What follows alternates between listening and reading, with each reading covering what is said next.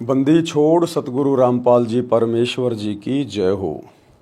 परमपिता परमात्मा सारी सृष्टि के रचनहार, कुल मालिक, असंख्य ब्रह्मांडों के स्वामी, जगत गुरु, तीनों लोकों में प्रवेश करके सबका भरण पोषण करने वाले राजाधिराज, आत्माधार, नाथों के नाथ, देवों के देव महादेव, सर्वेश्वर महेश्वर, मृत्युंजय, अजरो अमर, आदि अनादि सनातनी प्रभु, जगत पिता जगदीश्वर, श्री श्री 1008 की उपाधि के वास्तविक अधिकारी, अकाल मूरत शब्द स्वरूपी राम वासुदेव, सर्वगतम ब्रह्म, परम पूज्य, प्रथम पूज्य, परम संत, परम पुरुष, परम धनी, परम दयालु, सत्य कबीर, हक्का कबीर, अल्लाहु कबीर, अल्लाहु अकबर, बाखबर, अल्लाह ताला, जगत के तारणहार, जगत के मुक्तिदाता, जगत के जगन्नाथ, हारे के सहारे, हिंदुओं के राम, मुसलमानों के अल्लाह, सिखों के वाहिगुरु, ईसाइयों के मसीह, दया के सागर दयानिधि, करुणा के सागर करुणानिधि, स्वयंभू परिभू, संकट मोचन, कष्ट हरण, मंगल करण, दुख भंजन, अविगत कबीर, निर्विकार निर्विषम परमात्मा, अलय अलेख सतगुरु,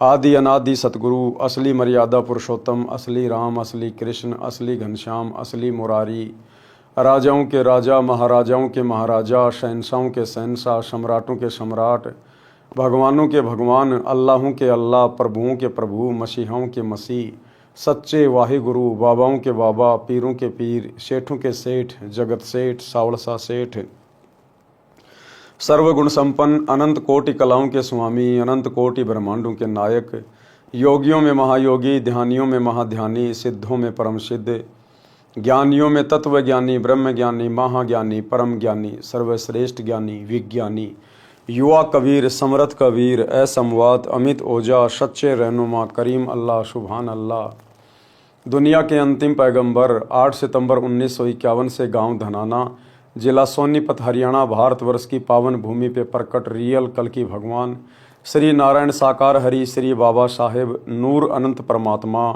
संत श्रोमणी सतगुरु रामपाल जी परमेश्वर जी के चरण कमल में साध संगति से जुड़े हुए देश विदेश से आप और हम सभी सत्सेवक भाई बहनों का अनंत कोटि दंडवत प्रणाम।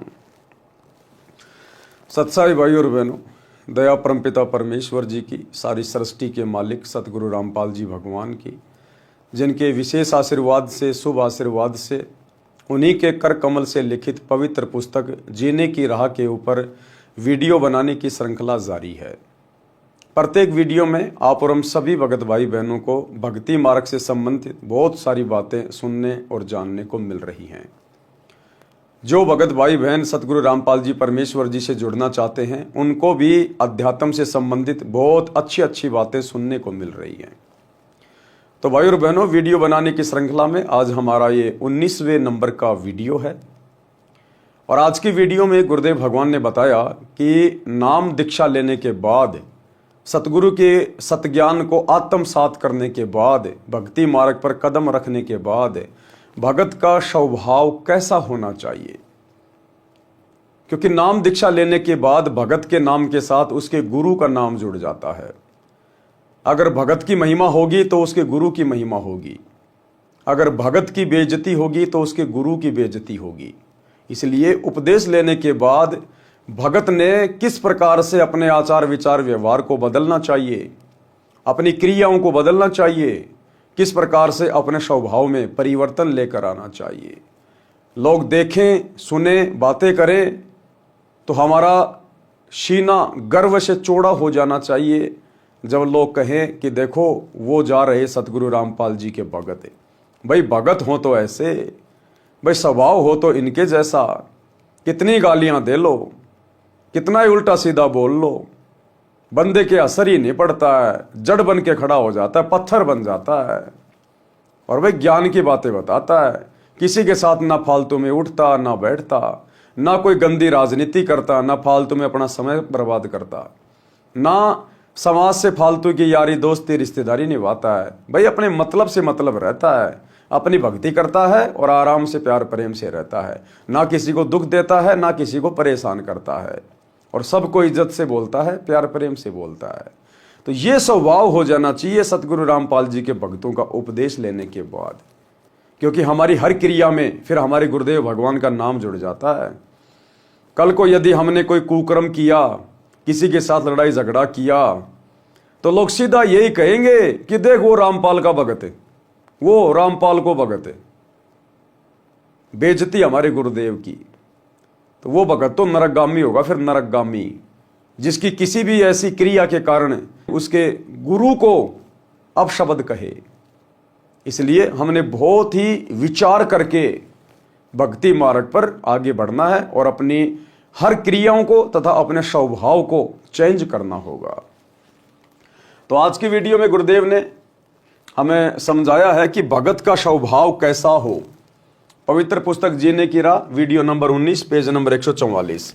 भगत का स्वभाव कैसा हो। अनुराग सागर के पेज नंबर 6 से वाणी नंबर 7 से 17। धर्मदास वचन, यानी धर्मदास जी ने जब कबीर परमात्मा उनको गुरु रूप में मिले, ज्ञान समझाया, तो धर्मदास जी ने पूछा कि हे गुरुदेव, हे परमेश्वर, भगत का स्वभाव कैसा होना चाहिए, भगत ने अपने जीवन में कैसा होना चाहिए। तो कबीर परमात्मा जी ने, जो कि धर्मदास जी के सतगुरु थे, उन्होंने क्या बताया। मर्तक भाव प्रभु कहो बुझाई, जाते मन की तपनी नशाई। हे परमात्मा, हे गुरुदेव भगवान, हमें बताइए कि मर्तक भगत के क्या लक्षण होते हैं, भगत को किस प्रकार से मर्तक भाव में आना चाहिए। के ही विधि मर्तक हो ये जीवन, कहो विलोय नाथ अमृत धन। कबीर वचन मर्तक के दृष्टांत उदाहरण। धर्मदास ये कठिन कहानी, गुरु गमते कोई बिरले जानी। कि हे धर्मदास, मेरे से उपदेश लेने के बाद मृतक भाव में आना, यानी भगत को जीवित ही मार लेना, जीवित ही मर जाना, यानी संसार से विमुख हो जाना, केवल भक्ति और भगवान के प्रति समर्पित होना, उसको कहते हैं जीवित ही मर जाना, मृतक भाव। कहते हैं धर्मदास, ये बहुत कठिन कहानी है। भगत के द्वारा मृतक भाव पैदा करना इतना आसान नहीं है। गुरु से लगन कठिन है भाई, और जिसकी अपने सतगुरु से लगन लग गई वो तो जीवित ही मर गया, उसी को कहते हैं मृतक भाव। क्योंकि जिसकी सतगुरु से लगन लग जाएगी, तो सतगुरु से लगन तभी लगेगी जब संसार से उसकी लगन हटेगी, और संसार से लगन हटना ही जीवित मरना है। तो कहते हैं सीधा सा फॉर्मूला है, आप अपने गुरु जी से लगन लगा लो। गुरु जी से लगन लगा लेने का मतलब अपने गुरु जी के भगत वाले जीवन को ध्यानपूर्वक देख लो।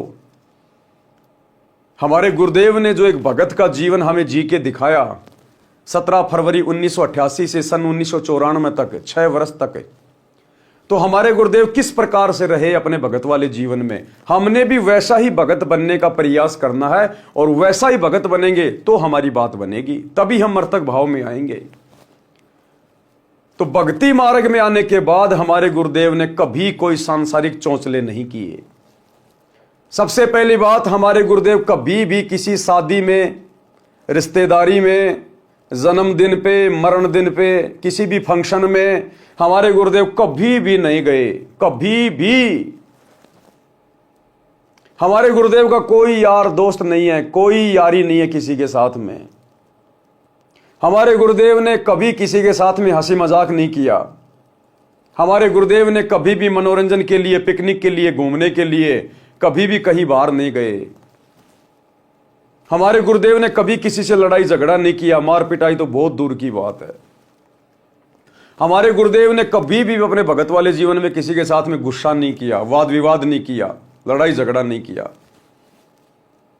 हमारे गुरुदेव ने कभी भी राजनीति नहीं करी, ना कभी हमारे गुरुदेव वोट डालने गए, ना कभी किसी राजनेता की रैली में गए, ना किसी राजनीतिक पार्टी को सपोर्ट किया। ना हमारे गुरुदेव ने कभी कोई गेम खेला, ना किसी के लिए कोई स्टेडियम बनवाया। ना हमारे गुरुदेव ने कोई सामाजिक यारी दोस्ती निभाई, कभी किसी समाज की मीटिंग में नहीं गए, किसी भी समाज की धर्मशाला नहीं बनवाई। हमारे गुरुदेव ने कोई जाति वाली सामाजिक प्रथा को नहीं निभाया। हमारे गुरुदेव ने बाहर जा जाके कभी भी आन उपासकों के लिए कोई भंडारे नहीं लगाए।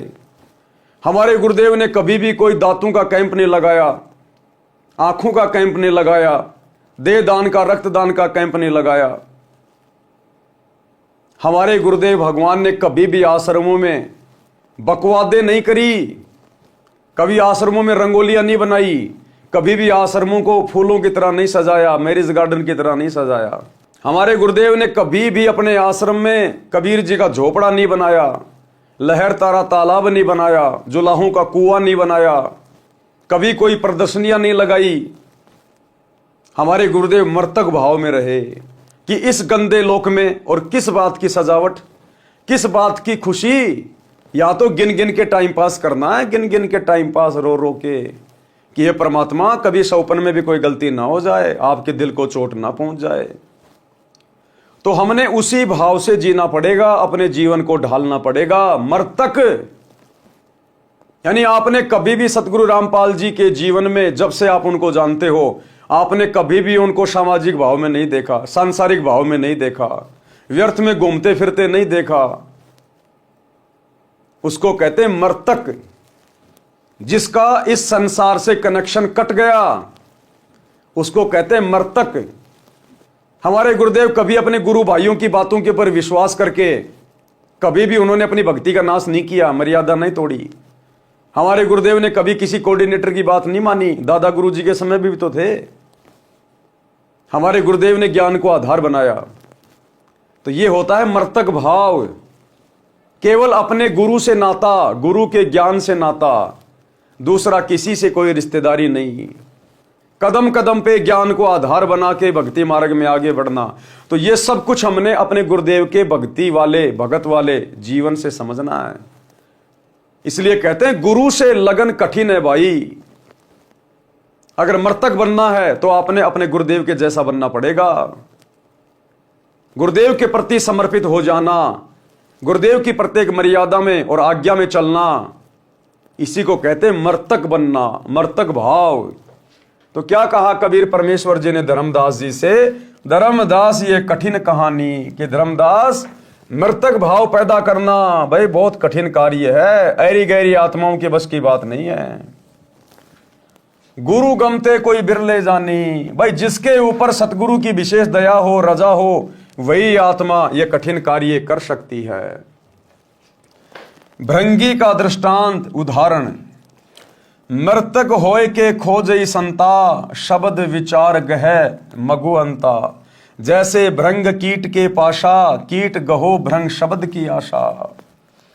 गुरुदेव कह रहे हैं जैसे एक कीट पक्षी है, उसका नाम है भृंग, और वो किसी भी कीड़े को पकड़ के ले आता है और उसके पास में बैठ के और वो अपनी आवाज करता रहता, भृंग भृंग भृंग, और उसको वो अपने जैसा बना लेता, अपने जैसा। इसी प्रकार जो योग्य आत्मा होगी, जो अधिकारी आत्मा होगी, सतगुरु उसको तो अपने जैसा बना लेगा। उसमें तो सतगुरु अपने जैसे गुण डाल देगा, लक्षण डाल देगा। बाकी हर किसी के बस की बात नहीं है, क्योंकि हर कीड़ा भृंगी नहीं बन सकता। इसी प्रकार हर आत्मा, हर भगत मृतक नहीं बन सकता। शब्द घात करते ही मैं डारे, भृंगी शब्द कीट जो धारे। तब ले लो भृंगी निज गेहा, स्वाति दे की न्यू समदेहा। भृंगी शब्द कीट जो माना, वर्ण फेर आपन कर जाना। बिरला कीट जो होय सुखदाई, प्रथम आवाज गह चितलाई। यानी जो बिरला जो कीट होता है, बिरला जो कीड़ा होता है, वो उस भृंग की पहली आवाज से ही भृंग बन जाता है। अर्थात जो योग्य भगत होता है, सुयोग्य भगत होता है, वो तो सतगुरु की पहली चोट से ही भगत बन जाता है। सतगुरु के संकेतों को समझने लग जाता है। सतगुरु को ज्यादा प्रयास नहीं करना पड़ता उस भगत को अपने जैसा बनाने के लिए। बिरला कीट जो होय सुखदाई, प्रथम आवाज गह चितलाई। कोई दूजे कोई तीजे माने, तन मन रहित शब्द हित जाने। भृंगी शब्द कीट ना गही, तो पुनि कीट आश्रय रही। एक दिन कीट गहेसी भृंग भाषा, वर्ण बदले पूर्व आशा। मर्तक के और दृष्टांत अनुराग सागर के पेज नंबर 7 से वाणी नंबर 7 से 20 है। सुनहु संत यह मृतक सुभाऊ, बिरला जीव पीव मगधाऊ। और सुनहु मृतक का भेवा, मृतक होय सतगुरु पद सेवा। यानी मृतक होकर ही आप सतगुरु की पद्धति को भली भांति निभा सकते हो। आप सतगुरु के उस परम पद को प्राप्त कर सकते हो मृतक भाव में आकर। ये मान बड़ाई अहंकार, जाटों से गले में माला डलवा के घूमना, 2 कोडी के राजनेताओं की रैलियों में धक्के खाना, अपने स्वार्थों में लिप्त होकर गांव वालों के लिए स्टेडियम बनाना, भक्तों को लूटने ठगने के लिए आश्रम को मनोरंजन का केंद्र बनाना, वो कभी भी मर्तक भाव में नहीं आ सकते। मर्तक छो तजे शब्द उर्धारे, छो तजे तो जीव उबारे। पृथ्वी का दृष्टांत फिर परमेश्वर ने बताया कि जिस प्रकार धरती, पृथ्वी, चाहे उसको कोई खोदो, चाहे कोई गड्ढा करो, चाहे कोई गंदगी डालो, चाहे कोई लैट्रिन डालो, पृथ्वी कभी कुछ नहीं बोलती, चसकती भी नहीं है। तो इसी प्रकार भगत को चाहे कोई इज्जत दे, चाहे कोई बेइज्जती करे, चाहे कोई अच्छा बोले, चाहे बुरा बोले, भगत के ऊपर कोई असर नहीं होना चाहिए। जस पृथ्वी के गंजन होई, चित अनुमान गहे गुण सोई। कोई चंदन कोई विष्टा डारे, कोई कोई कृषि अनुसारे। गुण अवगुण तिन सम कर जाना, तज विरोध अधिक सुख माना। ऊख का दृष्टांत यानी गन्ने को किस प्रकार से कोल्लू में डाला जाता है, उसको गर्म किया जाता है, किस प्रकार से उसका रस निकाला जाता है, वो चसकता भी नहीं है। तो एक के जैसा भगत ने बनना पड़ेगा, इतना सहनशील। औरों मर्तक भाव सुन ले हूं, निरखई परखी गुरु मग पग दे हूं। जैसे ईख किसान उगावे, रति रति कर दे कटावे। कोल्लू में पुनि ताही पिरावे, पुनि कड़ा में खूब उठावे। निज तनु दाहे गुड़ तब होई, बहुरी ताव दे खांड बिलोई।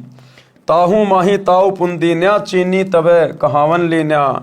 चीनी होई बहुरत तंजारा, ताते मिश्री है नुसारा। मिश्री ते जब कंद कहावा, कहे कबीर सबके मन भावा। यानी इतना सहनशील। आगे परमेश्वर इनका सरलार्थ करके समझाएंगे हमें।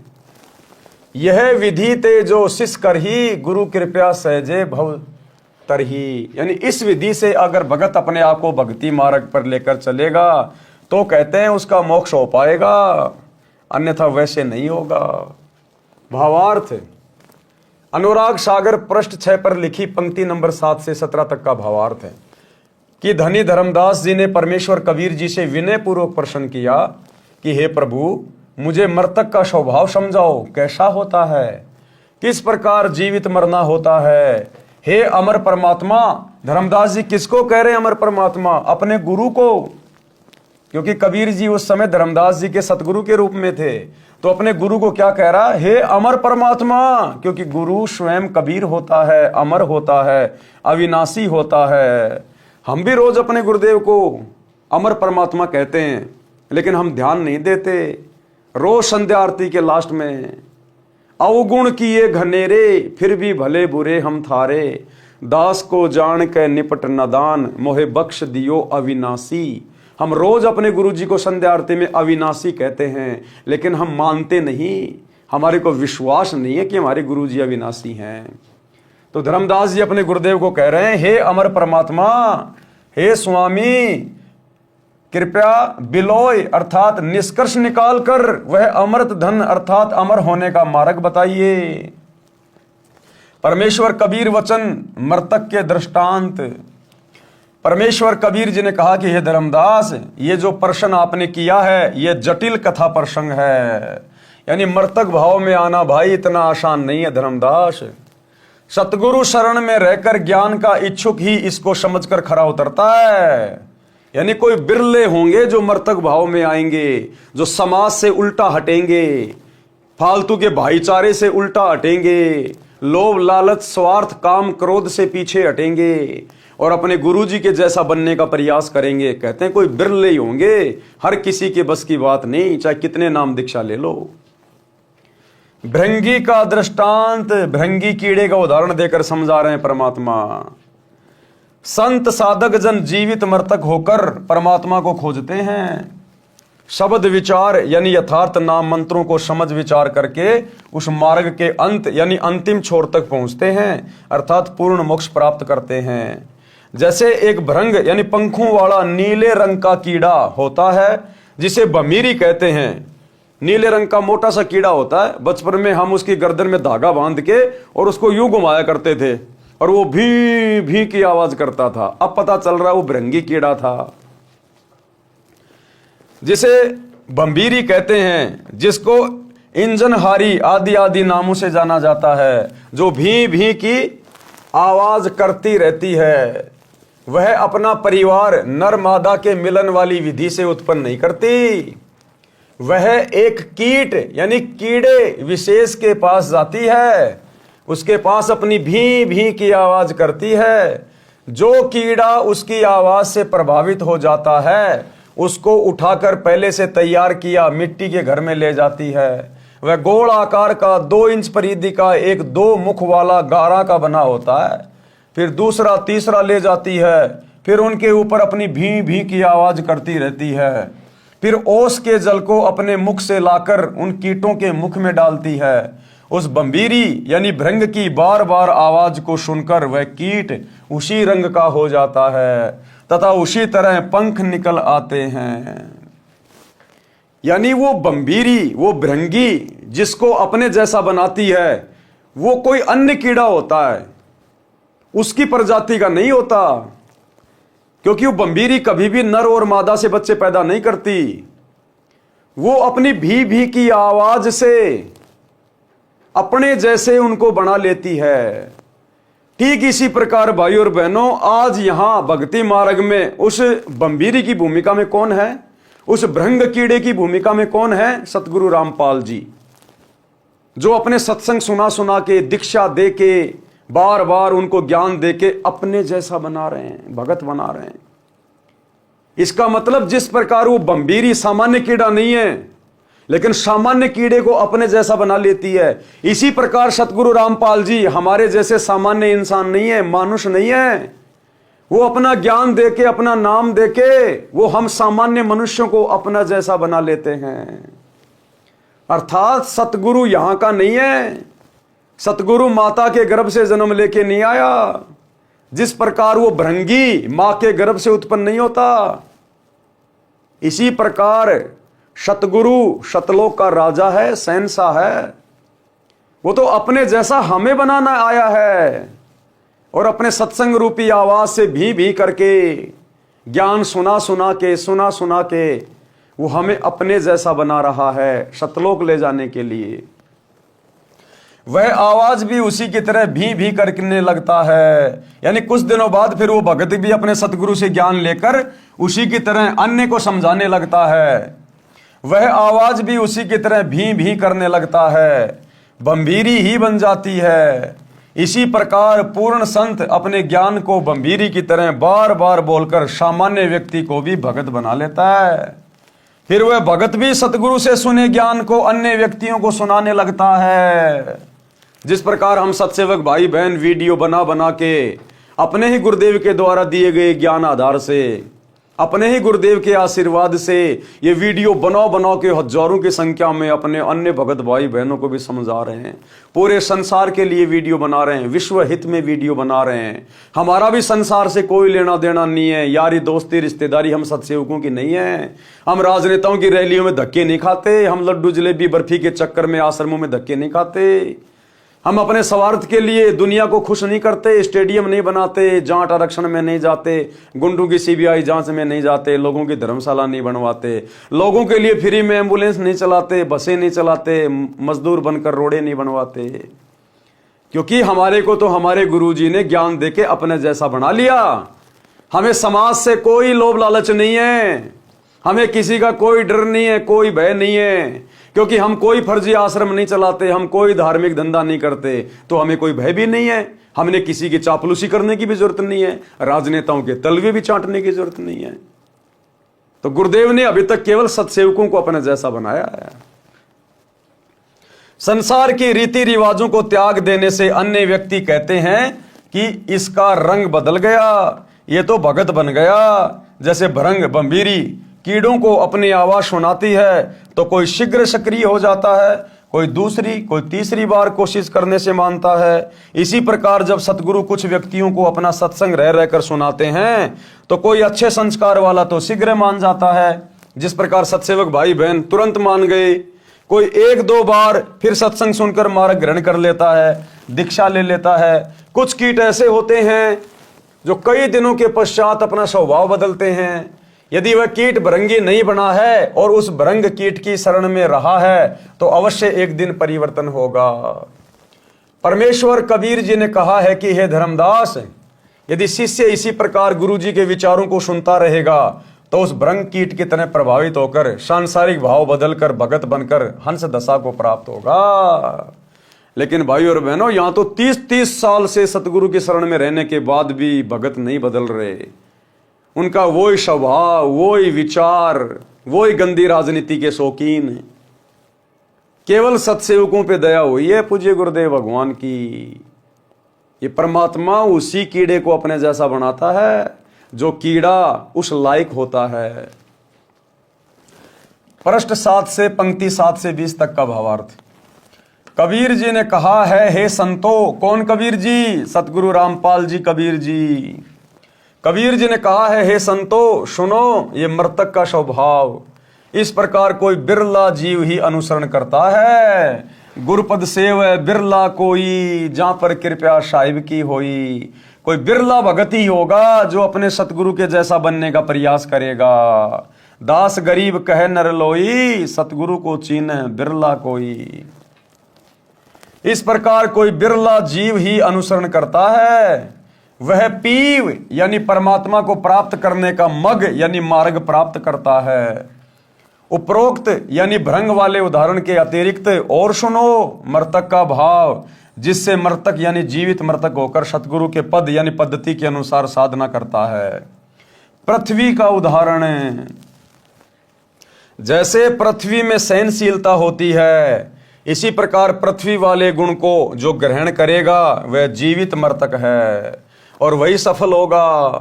पृथ्वी के ऊपर कोई बिष्टा यानी टट्टी करता है, डालता है, कोई खेती करता है तो कोई चीर फाड़ करता है, कोई धरती पूजन करता है। पृथ्वी गुण अवगुण नहीं देखती, जिसकी जैसी भावना है वह वैसा ही करता है। यह विचार करके धरती विरोध न करके सुखी रहती है। इसी प्रकार भगत के साथ में, चाहे परिवार में, चाहे समाज में, चाहे काम धंधा करता है वहां पे कोई कैसा ही व्यवहार क्यों ना करो, भगत को कितना ही ओछा मंदा क्यों ना बोले, भगत की कोई कितनी हंसी मजाक क्यों ना करे, कोई भगत का कितना सम्मान क्यों ना करे, ना वो सम्मान पाकर खुश होता है और ना किसी की गालियां खाकर भगत दुखी होता है। वो समभाव में रहता है, समभाव, लाभ में, हानि में, दुख में, खुशी में। भगत के ऊपर कोई असर नहीं पड़ता, क्योंकि भगत इस गंदे संसार की वास्तविकता से परिचित हो जाता है अपने गुरु जी के ज्ञान से, कि यहां पर मैं खुश हूं किस बात पे, यहां मैं खुशी मनाऊं किस बात की। इसलिए फिर भगत के ऊपर कोई असर नहीं पड़ता, क्योंकि वो मर्तक हो जाता है, मर्तक भाव में आ जाता है। अब मरने के बाद इंसान को चाहे कोई जलाओ, चाहे कोई उसकी पूजा करो, चाहे कोई उसको जमीन में गाड़ो, वो कुछ नहीं बोलता है।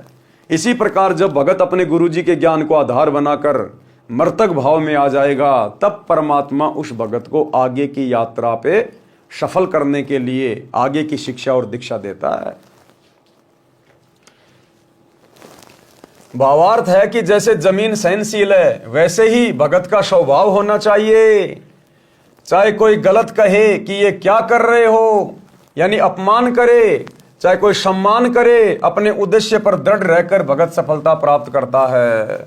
जैसे हम सत्सेवक भाई बहन, हमें हकीकत का पता है, हमें जड़ का पता है, सच्चाई का पता है, अपने गुरुदेव के मिशन का पता है। इसलिए हमारे खुद के भगत भाई बहन रात दिन हमारे पीछे पड़े रहते हैं। सतलोक आश्रम वाले हमारे ऊपर मुकदमे करवा रहे हैं, हमें जेल में भिजवा रहे हैं, हमारे को गालियां निकलवाते हैं, साथ संगतियों में आके मार पिटाई करते हैं, पता नहीं क्या क्या बोलते हैं, तुम गुरुद्रोही हो, गंदे नाले के कीड़े हो, नरक में जाओगे, फलाना दिखना। लेकिन हम मतवालों के ऊपर कोई असर नहीं पड़ता, कोई असर नहीं पड़ता। गुरुदेव कहते हैं, बेटा जब हाथी चलता तो कुत्ते हजारों भोगते हैं, सैकड़ों भोगते हैं, उस हाथी पे कोई असर नहीं पड़ता उन कुत्तों के भोगने का। तो उसको कहते हैं मर्तक भगत। ईख यानी गन्ने का दृष्टांत।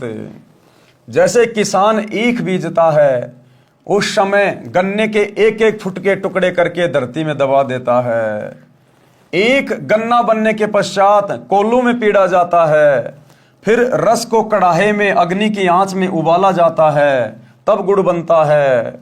यदि अधिक ताव गन्ने के रस को दिया जाता है तो वह खांड बन जाता है, जो गुड़ से भी स्वादिष्ट होती है, और अधिक ताव देने से चीनी बन जाती है, और भी अधिक गर्म किया जाता है तो मिश्री बन जाता है, फिर मिश्री से कंद बन जाता है।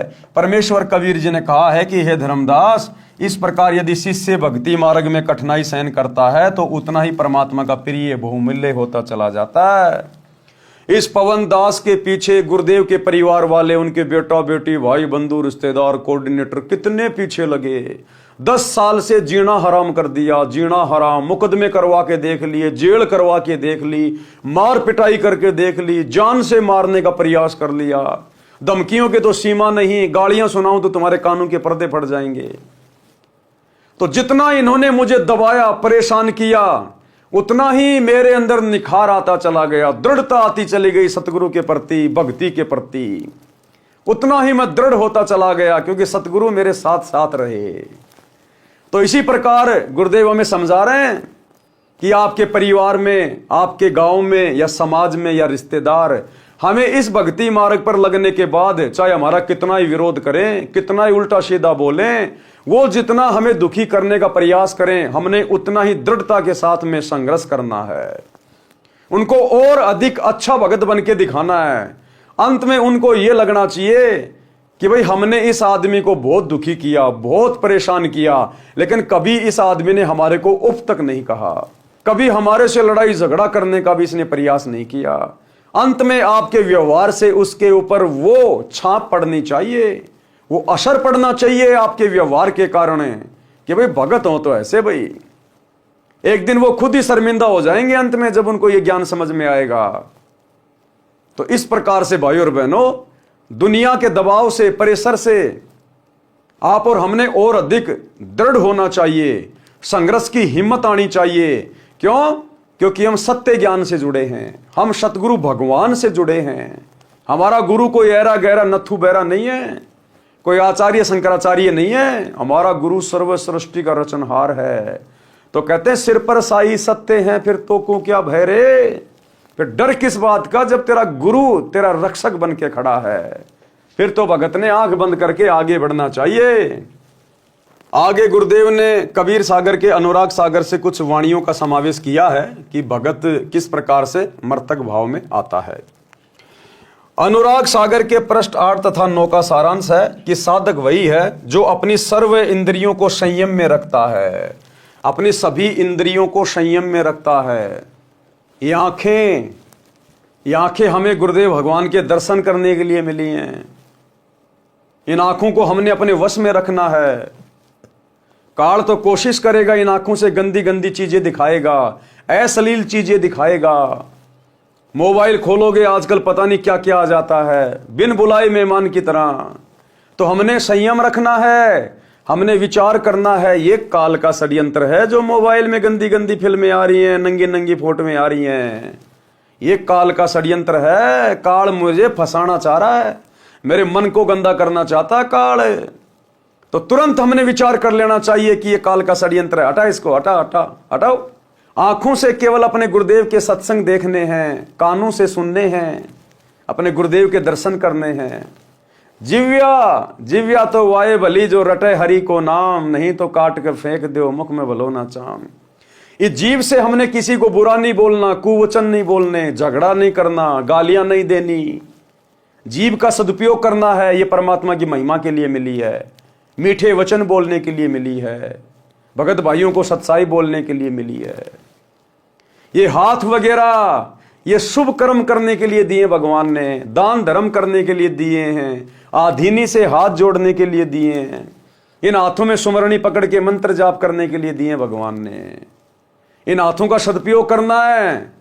इन हाथों से किसी के साथ में लड़ाई झगड़ा नहीं करना, मार पिटाई नहीं करनी, हाथों का दुरुपयोग नहीं करना। सारी इंद्रियों का हमने सदुपयोग करना है। इसलिए परमात्मा कहते हैं मर्तक भगत वो है जो अपनी सर्व इंद्रियों को संयम में रखता है। जैसा मिल जाए उसी में संतोष करे। रूप को देखकर, यानी किसी की शकल को देखकर, किसी के रंग को देखकर ना किसी की प्रशंसा करे, ना किसी को कुवचन कहे। भगत के लिए चाहे भगत कोई सांवड़ा हो चाहे गोरा हो, हमें गुरुदेव ने हकीकत बता दी इस शरीर की कि बेटा चाहे गोरा हो चाहे सांवला हो, कोई ठिगना हो चाहे कोई 7 फुट का हो, इस शरीर में वो गोबर भरा, टट्टी भरा है, थूक लार पेशाब मांस। भगत को सम भाव से सभी भक्तों के प्रति व्यवहार करना चाहिए। रूप को देखकर उस पर आकर्षित नहीं होवे और कुरूप को देखकर घृणा ना करे। दोनों को दिव्य ज्ञान की नजरों से देखे कि ऊपर का चाम गोरा या काला है, शरीर में हाड़ मांस सब एक जैसा है तथा जरा सा रोग होने पर गल जाता है, संडास बदबू मारने लगती है। इस प्रकार विवेक से भक्ति करे। यदि कोई सम्मान करता है, प्यार से बोलता है तो खुशी महसूस ना करे। अगर कोई भगत की बड़ाई करता है, चापलूसी करता है, तो भगत ने बिल्कुल भी प्रसन्न नहीं होना चाहिए, अंदर अंदर खुशी नहीं मनानी चाहिए। यह भी एक काल का जाल है बहुत बड़ा। इसीलिए दास सभी भाई बहनों को बार बार कहता है कि मेरी कोई बड़ाई ना किया करो, कभी भी मुझे महत्व ना दिया करो, मुझे अच्छा सा नहीं लगता। जो मेरे गुरुदेव की बड़ाई करता है, मेरे गुरुदेव की प्रशंसा करता है, तो मेरा खून ऑटोमेटिक ही बढ़ जाता है। यदि कोई सम्मान करता है, प्यार से बोलता है, तो खुशी महसूस ना करें। यदि कोई कुबोल यानी कुवचन कहता है तो दुख ना माने, उनकी बुद्धि के स्तर को जानकर शांत रहें। तभी तो पिछले 10 साल से हम सत्सेवक भाई बहन सहन करते आ रहे हैं। साध संगतियों में आकर गुरुदेव के परिवार ने, इन कोऑर्डिनेटरों ने, आश्रम वाले भक्तों ने हमारे साथ में कितनी बदतमीजियां की, मार पिटाई, लड़ाई झगड़ा, पुलिस वालों को लेकर आ गए, पुलिस वालों को शराब पिला के भक्तों को पिटवा रहे हैं, मुकदमे करवा दिए, जेल में डलवा दिया, गालियों की सीमा नहीं। लेकिन किसी भी सत्सेवक भाई बहन के मुख से आपने एक भी गाली नहीं सुनी होगी, एक भी गाली। तो परमेश्वर अपने सत्सेवक बच्चों को धीरे धीरे साथ संगति से जोड़कर मर्तक भाव में ला रहे हैं। हमें उनकी बुद्धि के स्तर का पता है, इसलिए हम शांत हैं। उनकी बुद्धि के स्तर को जानकर शांत रहें। यदि कोई अच्छा भोजन, खीर खांड हलवा पूरी खिलाता है तो उसी कारण उसे प्रभावित ना हो, उसको उसका कर्म का फल मिलेगा। यदि कोई रूखा सूखा भोजन खिलाए तो उसको अधिक भाव से, प्रेम से खाना चाहिए। काम वासना, सेक्स को महत्व ना दें। क्या कह रहे हैं गुरुदेव? काम वासना यानी सेक्स को महत्व ना दें। बिल्कुल रिजेक्ट कर दिया परमात्मा ने। सबसे बड़ा रोग है, सबसे बड़ा रोग। कामी क्रोधी लालची, इनसे भक्ति ना होए, भक्ति करे कोई सूरमा, जात वर्ण कुल खोए। जिस दिन भगत साध संगति से जुड़ जाएगा और विषय वासना पे कंट्रोल कर लेगा, बिल्कुल दिल से त्याग देगा, उस दिन वो भगत सार नाम के योग्य होगा। उस दिन काम वासना अर्थात सेक्स को महत्व ना दें, वही भगत वास्तव में परमेश्वर प्राप्ति कर सकता है। वही भगत वास्तव में परमेश्वर की प्राप्ति यानी सतलोक की प्राप्ति। कौन? जो काम वासना को बिल्कुल भी महत्व ना दे। अब बताओ भाई और बहनों, अब सात संगतियों में जो रजोगुण से दूर होने की परमात्मा ने मुहिम चलवाई है और हजारों की संख्या में भाई बहन जो पहले पति पत्नी थे अब भाई बहन के रिश्ते में आ गए। अब बताओ ये परमात्मा का एक विशेष कारण है कि नहीं है? स्पष्ट कर दिया गुरुदेव ने कि जब तक आप विषय वासना में हो, रजोगुण में हो, आप परमात्मा प्राप्ति नहीं कर सकते। तो बताओ फिर किसकी प्रेरणा से, किसके आशीर्वाद से सात संगति में रजोगुण से दूर हटने की मुहिम चलाई जा रही है? एक पवन दास नाम के 2 कोटि के जीव के कहने से कोई रजोगुण से दूर नहीं हो सकता। ब्रह्मा विष्णु महेश की औकात नहीं है रजोगुण से दूर होना। और मेरे जैसे 2 कोटि के प्राणी के कहने से, और आप हजारों भगत भाई बहन के रिश्तों में आ चुके हो, तो कौन करवा रहा है? इस कुत्ते को आशीर्वाद देके, इस कुत्ते के मुख से सतगुरु रामपाल जी भगवान ये वचन बुलवा रहे हैं। और पहले परमात्मा ने इस कुत्ते को तैयार किया, साफ सुथरा किया, तब कहीं जाकर मेरे माध्यम से वो वचन आप भाई बहनों के ऊपर असर कर रहे हैं। क्योंकि साध संगति सतलोक के लिए गुरु जी का ट्रेनिंग सेंटर है। ये विकार साध संगति से जुड़कर ही दूर हो सकते हैं, अन्यथा ये विकार दूर नहीं होंगे। इसलिए साध संगति गुरुदेव का असली मार्ग है। काम वासना अर्थात सेक्स को महत्व ना दें, वही भगत वास्तव में परमेश्वर प्राप्ति कर सकता है। क्लियर कर दिया गुरुजी ने। जब तक रजोगुण में रहोगे कामी क्रोधी लालची इनसे भक्ति न होए, भक्ति करे कोई सूरमा, जात वर्ण कुल खोए। यदि काम वासना परेशान करे तो उसको भक्ति नाम सुमरण में लगाकर आनंद प्राप्त करे। अगर काम वासना ज्यादा ही परेशान करे तो गुरुदेव कहते हैं तुरंत सत्संग सुनना शुरू कर दे, या तुरंत अपना सुमरण पे ध्यान लगा ले। 5-10 मिनट के बाद में वो ऑटोमेटिक शांत हो जाएगी, ऑटोमेटिक। यही तरीका है इसका, यही तरीका है। ठंडे पानी के छींटे मारते रहो, गुरुदेव के सत्संग के और नाम सुमरण के छींटे मारते रहो, और धीरे धीरे एक समय ऐसा आएगा परमात्मा बिल्कुल शांत कर देगा भगत को, शांत। यदि काम वासना परेशान करे तो उसको भक्ति नाम सुमरण में लगाकर आनंद प्राप्त करे। उसी समय काम वासना मुरझा जाती है। काम वासना का नाश करने का तरीका और क्या बताया गुरुदेव ने? कबीर पर नारी को देखिए बहन बेटी के भाव, कहे कबीर काम नाश का ये सहज उपाय। दूसरा उपाय गुरुदेव ने बताया, यदि किसी युवती को देखकर अगर ये काम वासना हमें परेशान करे, मन में गंदे विचार आने शुरू हो जाएं, क्योंकि काल का तो काम है। देखो भाई और बहनों, भगत तो बेचारा दुखी होगा ही होगा, विशेषकर साध संगति से जुड़ने के बाद, इतने वीडियो देखने के बाद और विषय वासना जैसे रोग के विषय में समझने के बाद, जब भगत अपने आप को कंट्रोल में रखता है, प्रयास करता है गुरुदेव से प्रार्थना करके, लेकिन मन तो है भाई, जब तक ये शरीर है तब तक इसमें मन भी रहेगा, काल का भी प्रभाव हल्का फुल्का रहेगा, और वो अपनी कोशिश भी करता रहेगा, और काल की उसी कोशिश में गुरु अपने भगत को चेक भी करता रहेगा। तो कभी कभार क्या होगा, किसी बहन बेटी को देखकर अचानक से, क्योंकि काल ऐसे ऐसे दृश्य दिखा देगा जो हम देखना नहीं चाहते, या वैसे भी कोई सुंदर बहन आ रही है तो मन की तो आदत है, ये आंखें जो है ना ये स्कैनर हैं, स्कैनर। सामने अगर 5 लड़कियां हैं और उनमें यदि एक लड़की गोरी है, ये आंखें तुरंत उसी पे टिक जाएंगी, ये स्कैनर है। क्योंकि ये शरीर काल ने बनाया है, परमात्मा ने केवल इसके हाथ में आत्मा सौंपी थी। केवल हमारा जो ऊर्जा शरीर है ना, केवल दुर्गा के अंदर परमात्मा ने हम सभी आत्माओं को आत्मा के रूप में फिट किया था। ऊपर का बॉडी ये काल ने बनाया है और अपना एजेंट बैठा दिया मन। अब ये मन है बढ़वा, ये बढ़वागिरी करवाता है, ये कर्म फुड़वाता है। तो इसने आंखें ऐसे बना दी स्कैनर। कोई 5 गाड़ियां खड़ी हैं, एक बहुत अच्छी गाड़ी खड़ी है, महंगी चमचमा रही है, आंखें तुरंत उस पर जाके टिक जाएंगी। 20 प्रकार के सेव रखे हैं, लाल कौन सा है, बढ़िया कौन सा है, आंखें तुरंत उसके ऊपर जाके टिक जाएंगी। ये स्कैनर का काम करती हैं। तो इसी प्रकार कोई सुंदर बहन, कोई आकर्षक बहन आ रही है, माता बहन, तुरंत ही आंखें एक बार जाएंगी उधर, ना चाहते हुए भी, भगत की भी जाती हैं। यह बात अलग है कि तुरंत परमात्मा का तत्व ज्ञान दीवार बन के खड़ा हो जाता है कि भगत जी अपना काम नहीं है भाई, ये तो मन की बकवाद है।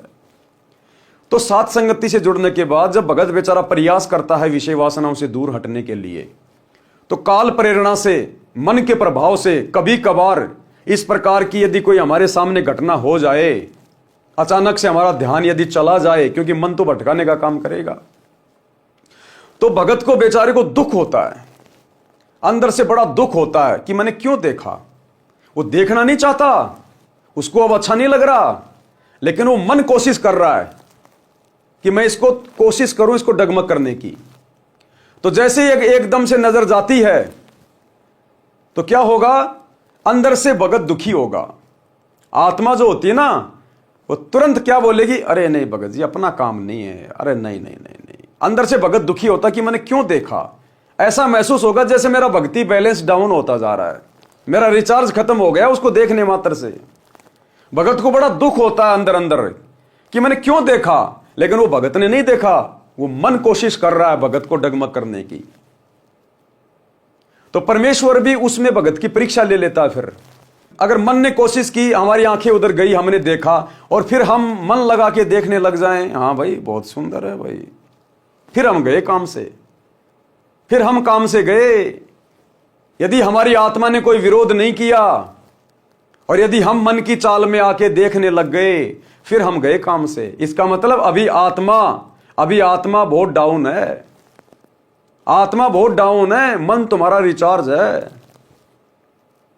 तो